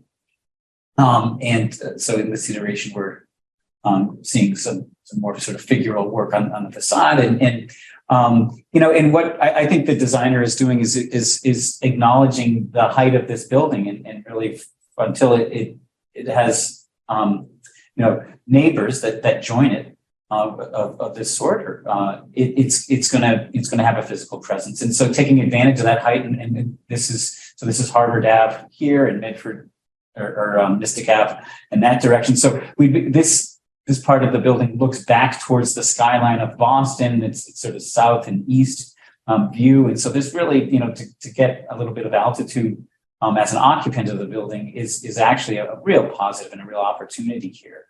So these are some of the issues that we're sort of working through as we put the building into play. Looking at the ground floor, we understand that we're going to have cars, there's a couple of different things that a science building needs to do. One is we need to accommodate our occupants and the people who are going to do the science here. But we also need to accommodate loading of materials. And there's a significant amount of different types of chemicals and compounds and things that are used in the science that is done in the types of companies that we expect to attract here. And so the loading dock and the service elevator, chemical storage and other types of storage are sort of the lungs of a science building. So we could start the design with how we're going to do the loading dock and the trash removal and work from there. And so we first pass is that we would have an entrance to the inside of the building on the ground floor off Harvard Ave, and delivery and trash removal would have direct access to a loading dock and the service elevator right in that area. Cars would turn right through here, and we've got I think a 24-foot wide access area here, which could accommodate turning radiuses and so forth, and allow cars to pull in and out. And we have 9 3-car stacking mechanisms in this area. So we have a total of 27 cars that we would be able to accommodate. As we get deeper into really working with the mechanical engineers and the structural engineers and understanding exactly how much utility space we're going to need, there's a possibility that we could add parking, and when we add a space with our plan, we add 3. And so that's our concept from the start. People would come in either from the street through here, or have park and come in from this direction into the entry lobby. We've got space blocked out, again, sort of very cartoony. It might be this big, it might be some mechanical space in here too. But so when we say retail, we understand that retail in 2023 in the United States, doesn't exist as bricks and sticks, doesn't exist as products that you walk into a place and leave money and take a product out. It's probably a hospitality operation of some sort. I think the chemistry of coffee is actually very important in life science, and so providing for that is actually something that the tenant partner that we're working with it insists on, and feels that's an important part of the program. So that's there. Then occupants would take their cup of coffee and go up the elevator and up to the top. Sorry? Yeah, that's right. Yeah. So obviously we want to have, make this as vibrant and viable an operation as possible, so that hospitality tenant is definitely open to the public. We want to be able to invite people to join us in here. The designers imagined that maybe there would be a food truck or something along those lines that we could line up if we have the sidewalk space on Harvard Ave. Kind of kicking ideas around and seeing what sticks is really what we're doing at this point. And so, this at press time here, this is just a snapshot of where we are at this moment. And the pieces, I think, are the pieces that we want to have to work with, where they show up and how they interact is still a work in progress. Another option that we're not going to dig too deeply into. And a typical science floor, and each of the floors above the ground floor are going to follow this pattern. And we'll just take the path of an occupant, a scientist coming to work in the morning, coming up the elevator or getting their steps on the stairs, which is what I would do if I need them. And so there's labs and buildings, science buildings like this have two types of space where the work is done. We think of people standing in white coats at a lab bench with beakers and vent hoods and so forth, and that's an important part of how this type of work is done. But also, another important inseparable part of the work is done at desks and on computers. And so what people do is sort of doing research, setting up experiments, reporting and collating and sort of finalizing results and so forth. This is all basically an office space. So the big headlines are about lab benches and vent hoods and water treatment and so forth, and it's inescapable. But really, 40% of the leasable space is going to be office. And it's sort of a simple layout. We've got a set of desks as a demonstration, sort of laid out here, and that kind of migrates past the conference room that would be open to the tenants' phone booths here, into open workspace that are less formal than sitting at a desk and doing your work there. So maybe it's community tables, maybe there's a kitchen set up, and then typical facilities, because scientists tend to be humans, and we need to do that. So and so that's the kind of what we're confronted with as we walk in and we go and we could walk. We'll likely have a glass barrier between the office space and the science area. As you saw from the exterior, we intend to start our design life here with a exterior on Mystic Ave and Harvard Street of primarily glass. And so we're looking at glass curtain wall for starters, and really that's about sunlight and it's about view. It's about the impact of the building visually on the neighborhood, and so that it's sort of the first pass that we're taking. And so we're imagining that there would be a tremendous amount of sunlight coming in through here, especially in the morning hours, and that we would want to put glass walls between the office area and the science area in order to share some of that sunlight. We have, I think, these are 5 or 6 foot lab benches set up here. There's 6, yeah.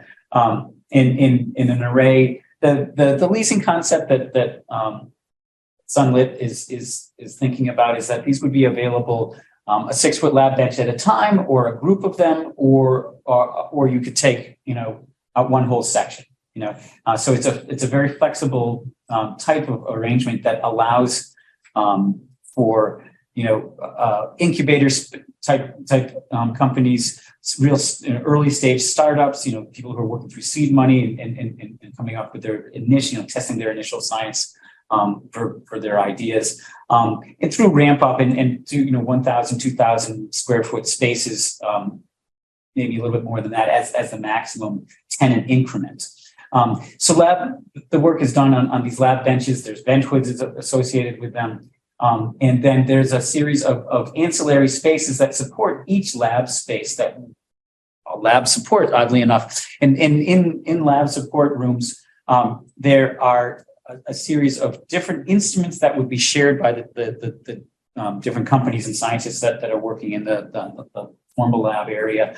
So there's very sophisticated and expensive equipment that companies at this stage simply aren't going to buy. So a facility like this makes them available. There's a way to monetize their use and to organize, who signs them out and gets to use them and when and so forth. So,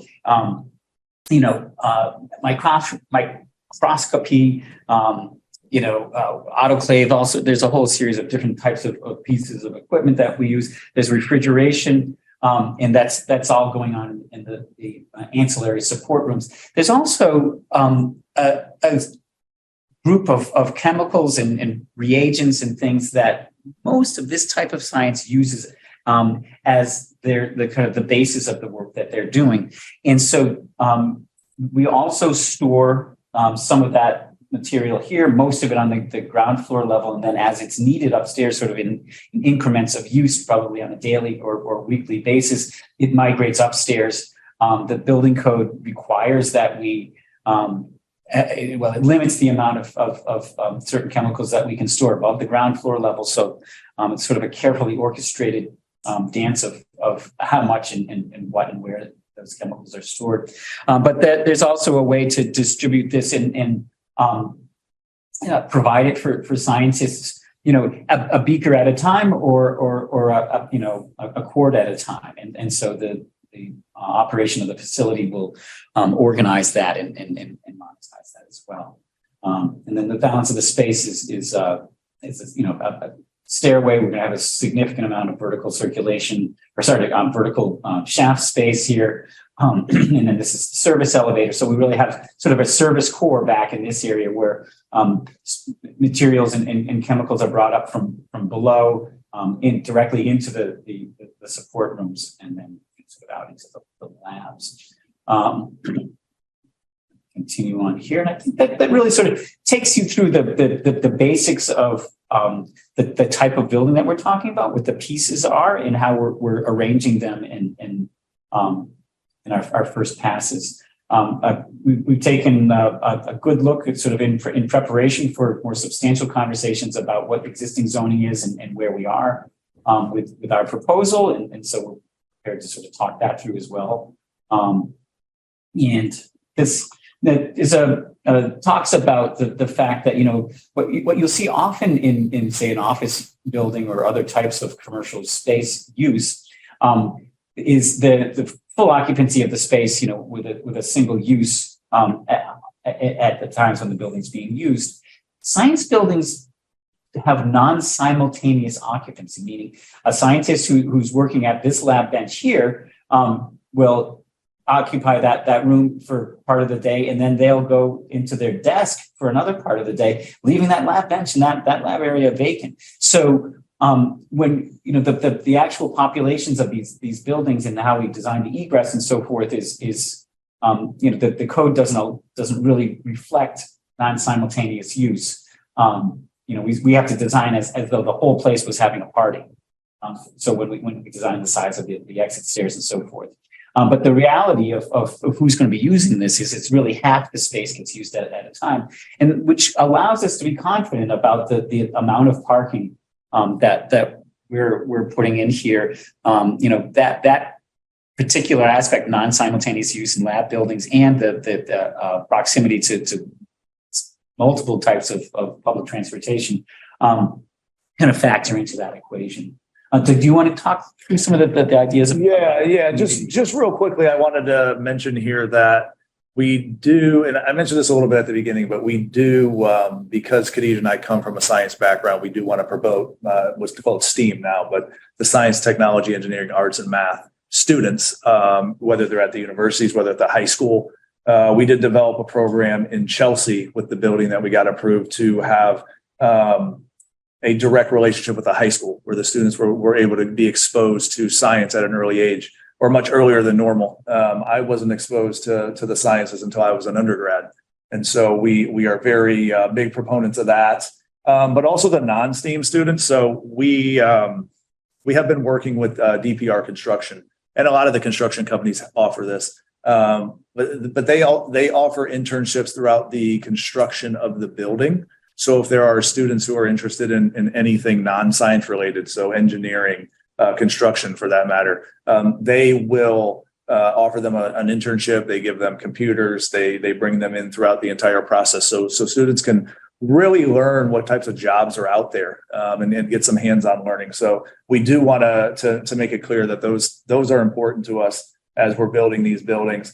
And we've already mentioned that there's some publicly accessible space on the first floor of this building. That's something we think is obviously important for any building that goes into any city. And so just wanted to briefly touch on some of that, and happy to answer any specifics if you have questions on that. And then, I think we'll leave it there. We wanted to give you a good idea of what we're thinking about here, but we wanted to get more feedback than anything. And so, whatever questions, comments, concerns, we're happy to hear them now. We're happy to make changes. We're happy to answer anything we can at this moment too. Okay, thank you for the presentation and all the information that you've shared with us and your vision for the site. Can I open this up to one of my colleagues on the board for maybe start with some questions that you may have? Chairman Blueberg, this is Jackie. I do have some clarifying questions. First and foremost, like with any kind of new development in a community, especially by something as great as life sciences, is really awesome for economic development opportunities, right? And so it would be really, and I guess in our interest, to try to figure out how we could help the proponents to move forward. But there's some questions that I have overall lab, and science is not my forte. Sure. And one of the things that I guess I would be having a hard time is even given preliminary information on like building materials, or will we be doing blanket conditions and contingencies if these tenants are all different, and will the space be retrofitted to each chemical that they're bringing? Like, I don't know that without the building department's comments, without the health department, the fire chief's comments. So as far as like what we would be doing for the overall material in the building itself, that escapes me. But I mean, I can stick definitely to, give some feedback on parking and other outside factors, but the material overall, I'm just not up on without the city's feedback. Maybe you can just sort of piggyback on Jackie's question, because it was part of mine as well, is there one tenant that's managing the building? So they're sort of taking the overall lab safety. Yeah. Maybe that's a way to enter Jackie's answer there. Sure. That's a great question. So yes, we have a tenant for the building already. They are a bio incubator, so there will be one overarching company that manages all the individual companies. And so it's not that they are a bio incubator, but I like to call them sort of, we work for science. Is that we would lease it to one company who would then sublease to smaller companies, a lab bench or 10 or 3 at a time. Yeah. And they have a plan already. The reason we chose this group is they also have a science background. And so they've already thought about a lot of the issues that are being brought up with questions, right? Managing the chemicals coming in and out. Where do they need to go? How are they controlled? Part of Matt's team too, we have code consultants, we have fire consultants, we have people telling us sort of how we need to do these things, so that when we bring it to a city like Medford, we're not, hoping that the fire department or the health department is going to tell us what to do. We try to come as prepared as possible so that a lot of those questions can be answered. But yes, there will be a very qualified company managing everything going on in this building, all the way down to, some of the transportation issues, right? We're thinking about partnerships with not only a shuttle system, but car services to help get people in and out of different areas. If they want to travel to Cambridge, right? That comes up a lot. How do we get to Cambridge? So we're thinking about all of those things. And this company, Skylit, which we're happy to share information if need be about them. They've already, they're the overarching tenant. We've already signed the lease. They love this location. They're actually helping us design the building as well. So that's all available. To add, this is Khadija here, to add to what Doug said, and to answer one of your questions, Jackie, the place, the building itself, the lab space, it's not going to be retrofitted to each individual company because all companies in this stage all have very similar needs. And so all of the lab support that is going to be used to support every single one of these companies is going to be generally exactly what these companies need. And as far as like hood space and filtration systems and water treatment, all of that is going to be applicable to every single one of these companies at this stage. So it's not going to be retrofitted to each company specifically because they all need the same things. And as far as like chemicals, we have consultants who know the code and the storage of the chemicals, and they're very, the basic scientists are all use the same, very similar chemicals, and very specific aliquots will be used to go up to the higher floors and not in high quantities that would cause any issues in the building. But we have consultants who know the code and who tell us exactly what we need to do. It's true, we do. And one of the things too to keep in mind is we call them companies, but it's really a few friends from graduate school and an idea, and they come and go. They come and grow and move on, or take more space, but there's a bit of a churn with companies at this stage. Which they're pretty much looking for support as they test their ideas and maybe even get like venture capital kind of thing. Exactly. Yes. Yeah. So the idea here is over the years, we've sort of gained a lot of knowledge and perspective on, how these companies succeed, right? Some science is going to fail regardless. And so the idea is to create a roadmap for these companies to succeed and allow them to come into these spaces and really do what they do best. And that's science. And we take care of all the other, sort of issues that companies don't even think about when they're starting.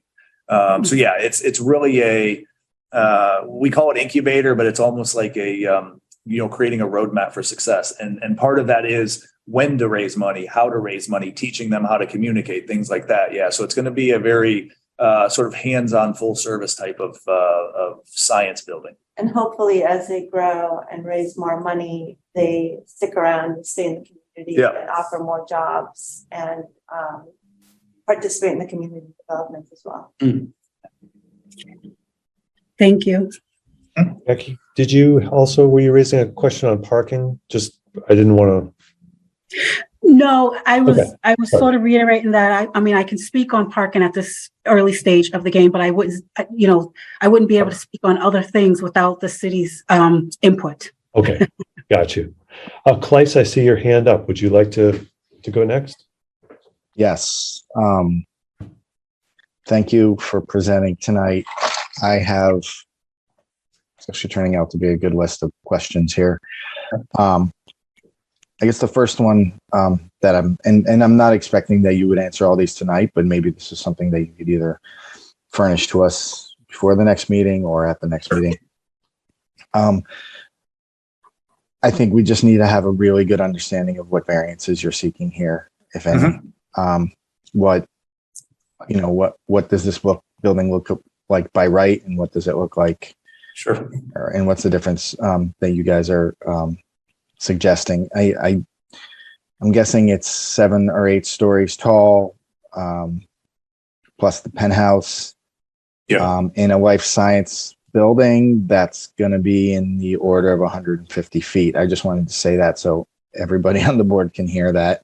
And that sort of brings me to my next question. My whole, I guess, section of questions here. Really would like to see shadow studies, really would like to see views of the building. from the surrounding neighborhood, because this building is going to be way out of scale with anything around it. So it's, I think for it to have any hope of gathering positive reviews, we're going to need to understand how it sits on the site and how it's playing nice with its neighbors, because everything here is pretty much a story or a 2 to 3 story wood frame home in the neighborhood to the west. This is sort of in that category as well. You're suggesting basically blank facades on the west and north side, which is troubling to me. I know you talked about some sculptural panels and maybe some lighting, but that sort of another step in the wrong direction, possibly because it's really not playing nice with the neighbors. I don't know if there's an anticipation of a 0 lot line condition, but I just think we need to understand that a little better. And I think you need to address those blank facades because they're a little troubling. Can we jump in or do you want to go through the stuff and we'll talk about it? Why don't you let me finish my list? Yeah. I hope you're writing this down. I could we are. Restate. Okay. I think the design of the building seems okay to me.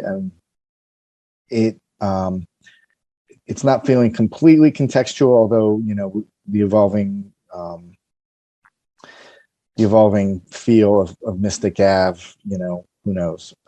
But the one thing I did find a little bit curious was the fact that you have this sort of glass building, and then on the Harvard Street facade, and even on the Mystic Ave side, you basically have solid walls. You have a couple punched openings on Mystic Ave, and I'm wondering why the glass doesn't just come down to the ground, and why we have a blank facade on the Mystic side next to the garage entry. Like, it feels like you took the auto body shop that burned down and you just plopped this glass building on top of it.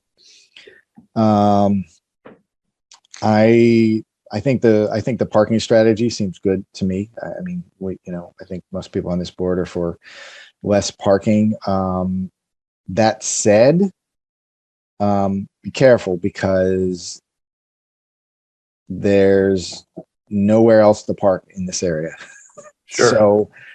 So you're going to get a lot of neighbors asking what you're doing about parking. Okay. What else? Looking through I think the shadow studies are going to be really important, because at 10 in the morning, there's going to be a lot of shadows on that residential neighborhood. So just make sure we include views from the ground, looking down Harvard Ave, looking down Mystic Ave, of what this building will look like on its site, because I think that's, again, important in telling the story of how it plays nice with its neighbors and its neighborhood. That's it for me. Good. Appreciate that. Sorry, one last thing. I understand the layout of the ground floor. Seems a little I know there's 2 schemes. It seems a little curious to put the conference room on the corner. Sure. Ideally, even if it's sort of a little whatever retail, to me that feels like that should be on the corner. I know you have a pinch point with the elevator and stair up there that makes putting the lobby back there probably difficult, but I don't know. That main corner, I suppose the scheme that has the entry on the corner feels okay, but for me it really feels like it should be retail, and then the office entry should be along Mystic Ave side. Yeah, I think. Oh, and then my final point. I understand that you have the entry to the garage off of Harvard, but I don't know if you've been in that area around 5 p.m. or on any weekend or at any time when there's increased traffic, but there is a line from this light back to the next light. So often it's going to be a very tricky spot to be backing trucks in. Really, that's really tricky. Yeah, that's a really good point. I do have more things. Along with the things that I'd love to see is it looks like there's sort of that traditional big mystic swath of asphalt between the street and the building face. I would love to see a landscaping plan and how you're going to address that. Yeah, absolutely. Thank you. Yeah, no, thank you. Yeah, thank you. Thanks for a close look and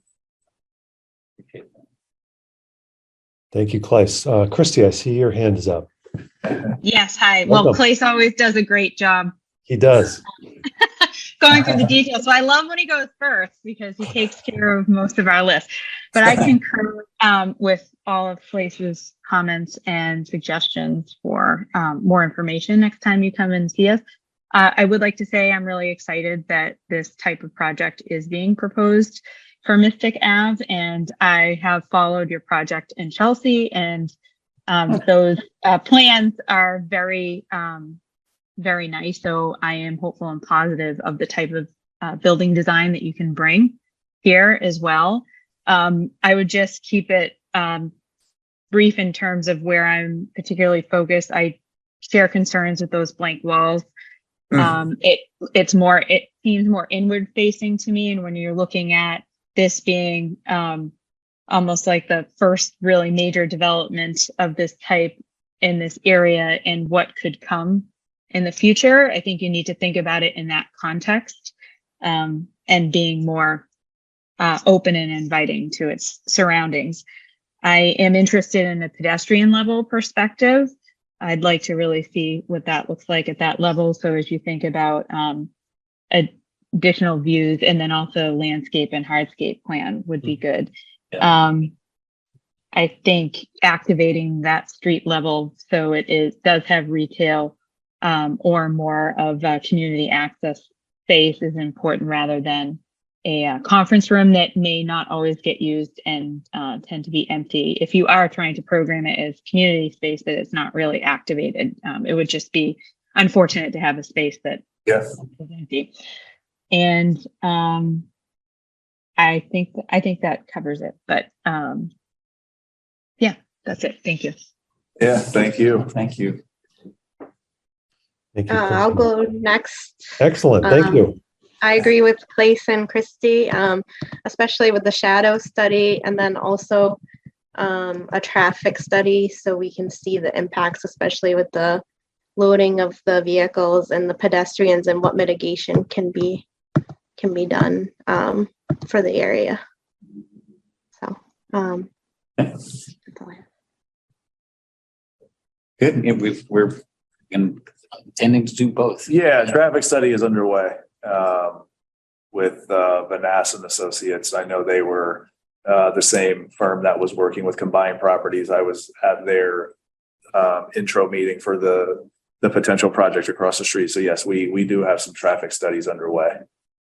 Yeah, and once we get a little deeper into developing the building exterior, we'll definitely look at shadow studies or share our shadow studies with you and put them in the context with the surrounding buildings. And these are the things that as we've masked up the building, we're continuing looking at those. And so definitely want to share them. Do you know what the height is? So 125 feet to the parapet and then a 20-foot, yeah. And so 125 feet to the parapet and then 20-foot mechanical mezzanine. So that's the height. You know what the Combined Properties height is across the street? We should get that. We'll make those comparisons, but let's get that information and send it to them. Yeah.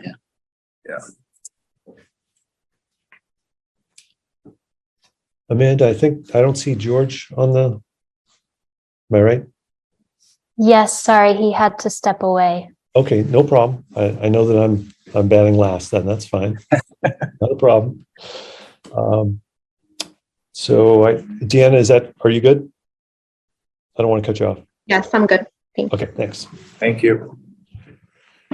So I guess I feel like the design of the building from a marketability point of view, maybe you're not that worried about it if you have somebody who wants it this way.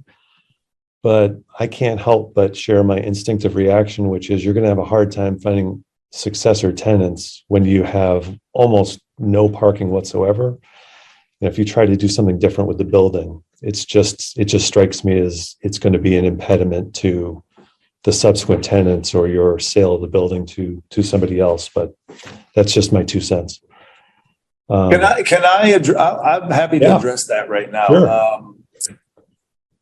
We believe, because of our industry knowledge, that this building will consistently be incubator space, number one.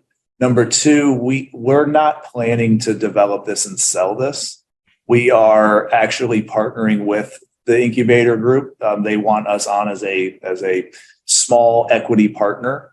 And we plan to stay on with them and basically keep this building as is for that's obviously the initial plan. And so I hear what you're saying, because that does come up, right? Especially with lending partners, right? Money partners. They're always like, if we're going to bring money to this building, what happens if you need to change out the tenant type, right? So we do think about that, but we have spent a lot of time and energy really understanding the life science market. And I think that's why we feel very confident in designing the building this way. The other thing I would say, and you're absolutely correct, David, with if we changed asset classes with the parking.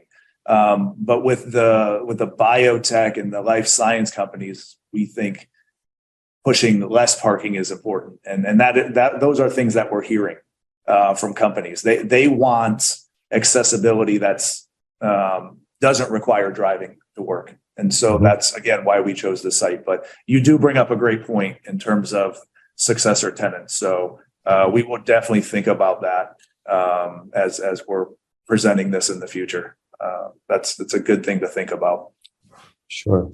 One of the realities of this type of building too is because of the structural requirements and the utility space and the amount of mechanical equipment and the type of mechanical equipment that the building has, they don't convert easily into office buildings or residential buildings. A different type of science maybe, but that's sort of more likely the type of evolution that the property would have. Yeah. Okay, interesting.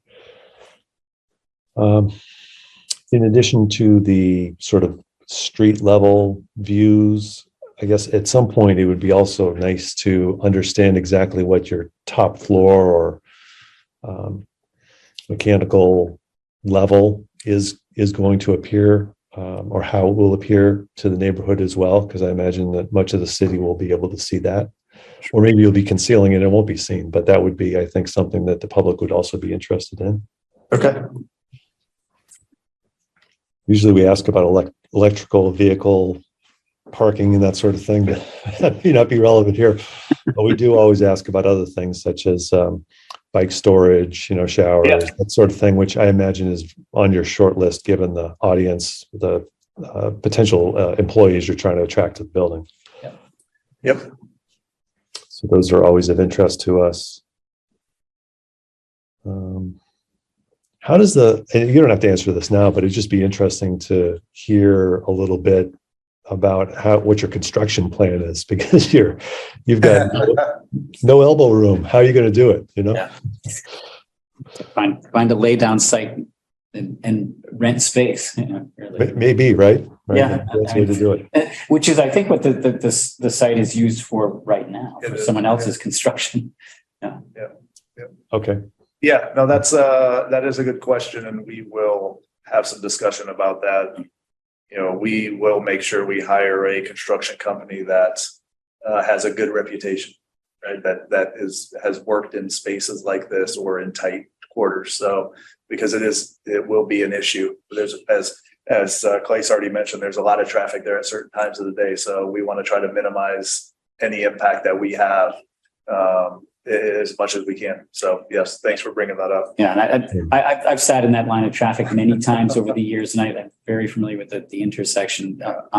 DPR did a construction traffic plan for us with the Chelsea project, and we'll be doing that again in these early stages as this continues, and because that's another sort of ballet of which times of day are we really feasibly going to be able to deliver this equipment and materials and so forth to where? How does it get from where it's stored to the site? Yeah. So this is a pretty in-depth planning exercise that we're going to engage as we get a little deeper into the process. Yeah, imagine if you were putting this up in Cambridge, that's par for the course over there, but it feels like it's an entirely different scenario for us to see it here. Yeah. I guess on the public transportation end, I had some questions I tried to answer for myself this week. In the you would, I think, in one of the images showed the potential for a bus stop, and I don't know how feasible that is because it seems so close to the intersection. But putting that aside, just the 95 bus route, and again, this is the MBTA, and I see one thing on one part of the website and I see another on the other side, and I don't know which is which, but there seem to be some plans to reduce 95 or shift it over more to Main Street. Yeah. And, so, coming off the discussion about the comprehensive plan, it's a shame that we're thinking about areas that are prime for development in this city where the MBTA is looking to cut back service. But I don't know what the future plans are there, and I don't know how that's going to work with what you're planning for your building. Yeah, I think we were thinking more along the lines of less bus route usage and more driving the employees working in the building to places like the Tufts Station or Ball Square Station or even Wellington Station or Davis Square, and having a shuttle service at specific times of the day where it picks them up there, brings them to the building, drops them off, and then there's no need for the bus route or even parking. That's been what we've been thinking about, because I think that all those stations are close enough that we could, commission some shuttle service that's already doing, shuttle trips during the day to add in some of these, or even have very specific ones just for this building. So that's something we put a lot of thought into. And I think that's more along the lines of where I think it'll be more functional, as opposed to, pushing these companies to say, hey, use the bus, right? And one of the things we've been thinking about is approaching the MBTA and saying, can you subsidize some of these things, or how can we work together to make this work? What's that? City bikes. Yeah. And city bikes too, and blue bikes and things like that. But in terms of leveraging the actual train stations, I think that's the way to go. And that's worked. We stole that from some other developments. There's a development in where's that at? Abbey Labs. Abbey Labs in Natick. Natick. So they are about a mile from the Natick train station, and that's what they do. They have a shuttle that picks people up at certain times. It just brings them directly to their building. And they said the tenants will love that because it's just very easy for them to get to that station, get the shuttle right to the building. They don't have to worry about parking or even riding bikes. And a lot of them, during the summer will walk that distance. But when the weather gets not as nice here, it's good to have those types of ideas. So we're definitely considering that as a strategy. Yeah, I like the sound of that. We also utilized that service quite a bit when we were in the lab at Brigham, taking the shuttle to all the way to Cambridge, and then or to the different train stations that are close by. So we definitely utilized that service quite a bit, and it was a free service for us. So we plan to bring all the things that worked out for us and has been working for all of our colleagues currently, and bring it into this building, utilize what's working. it is a different presentation than what we usually see in terms of the parking, because usually it's, well, we're a little bit short. It's like, We're well, definitely trying to promote less driving, less pollution, more of using the services that already exist out there. And that's definitely a thing that we like to stay environmentally friendly as much as possible, given the type of building this is. Yeah.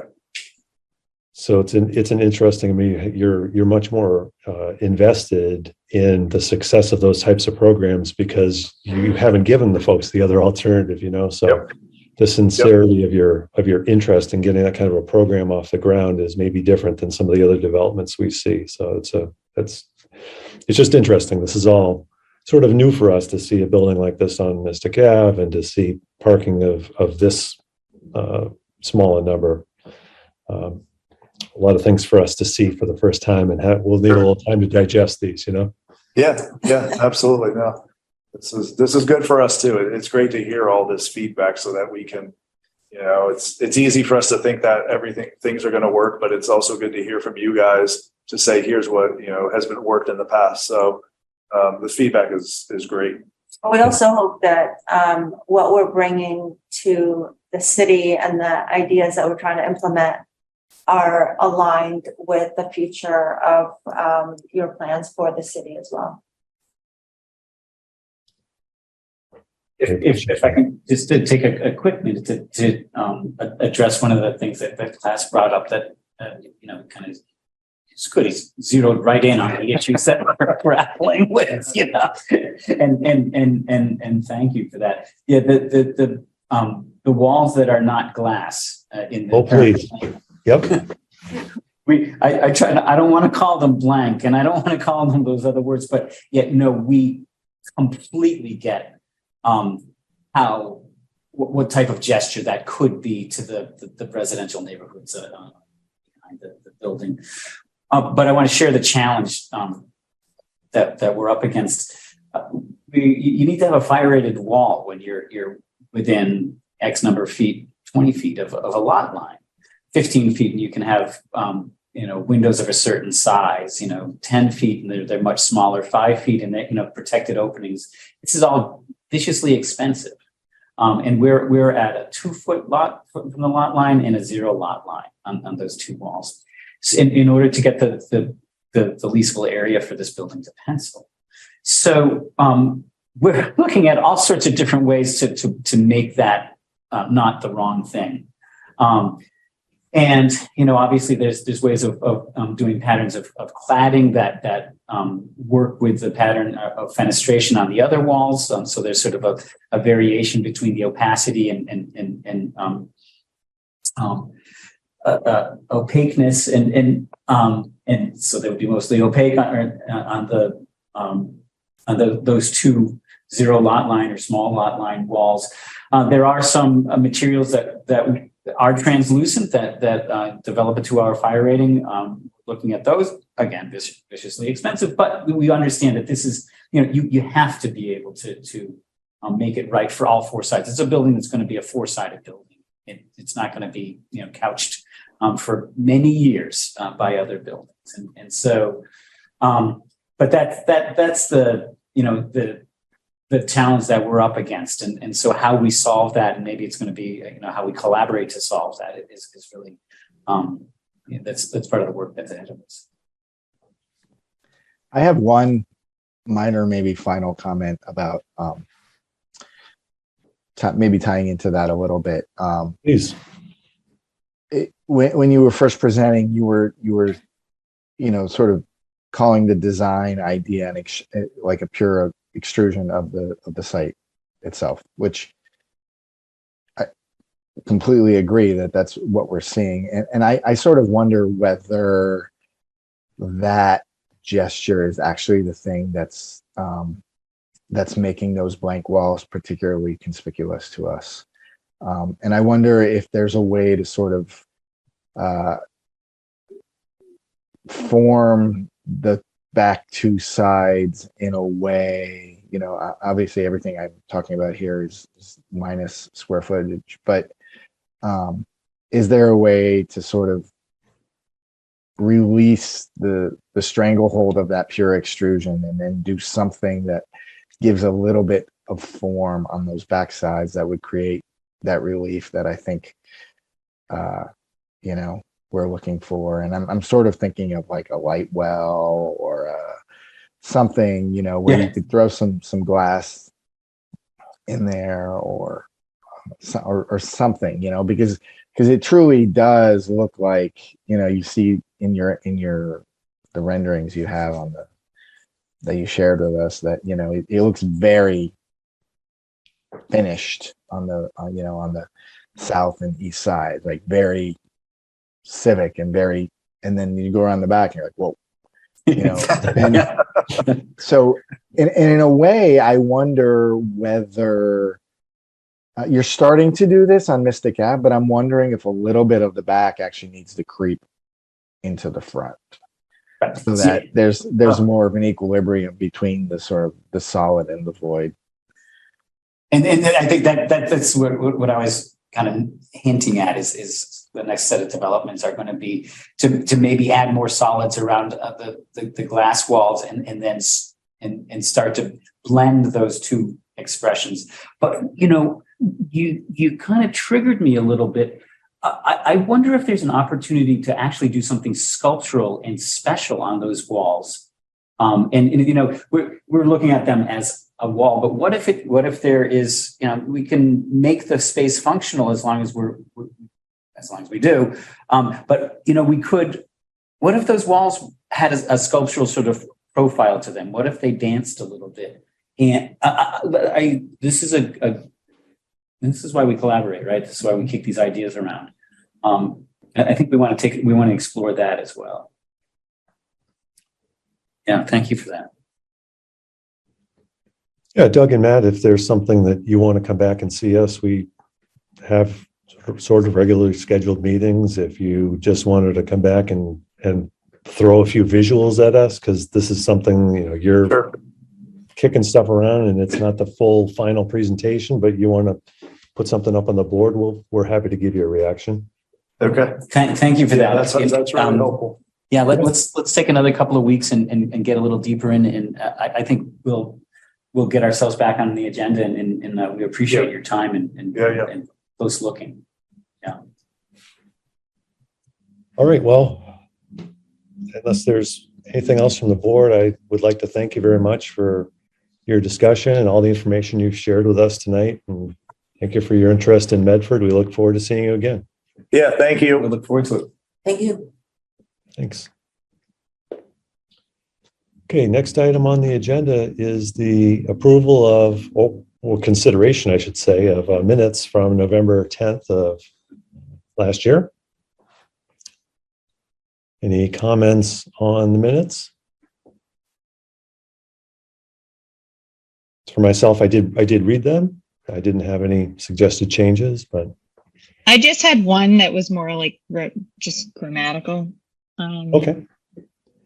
I think where it talks about the configuration to get to the increased number of units. I think it really should be reconfiguration. It's reconfiguration of the existing space. I know it's a minor thing, but it's the only, she does so good. That was the only thing that jumped out.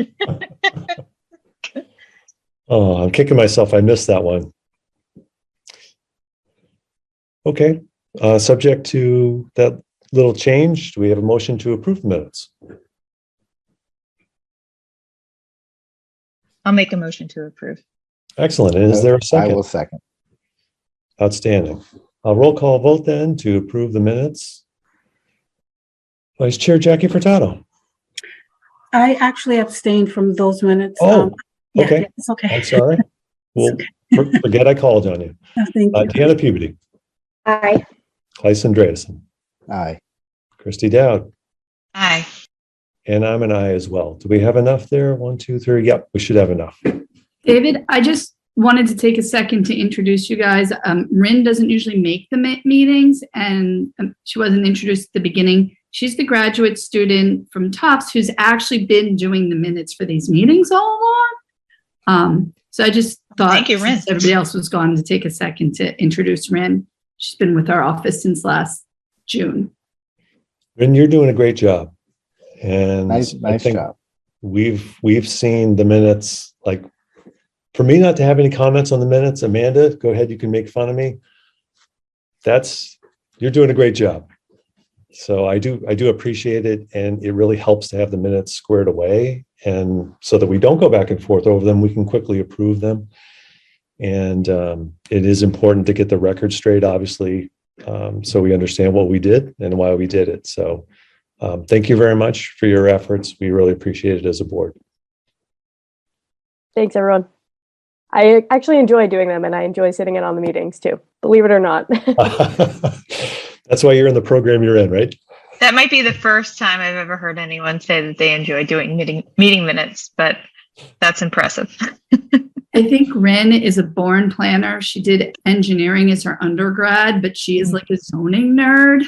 I've had her rewatch zoning meetings, like the city council, to like, what exactly did we say at that point?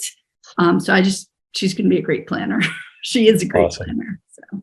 Awesome. Good job, Brendan. You've chosen the right field. Good for you. Okay. Any other updates? Amanda, do you have anything for us? Nothing too new on my end, unless Alicia or Danielle or anyone had things they wanted to throw in. Do you want to mention next meeting? Yes, thank you. Yes, so we do have a meeting on the books, February 1st. So far, the only thing that is on the agenda is an A&R discussion. So we think it'll be quick, unless something wild comes up in the next 2 weeks.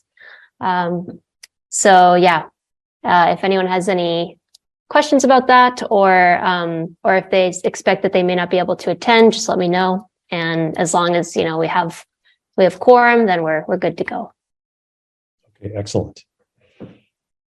So on that note, a motion to adjourn could be entertained at this point.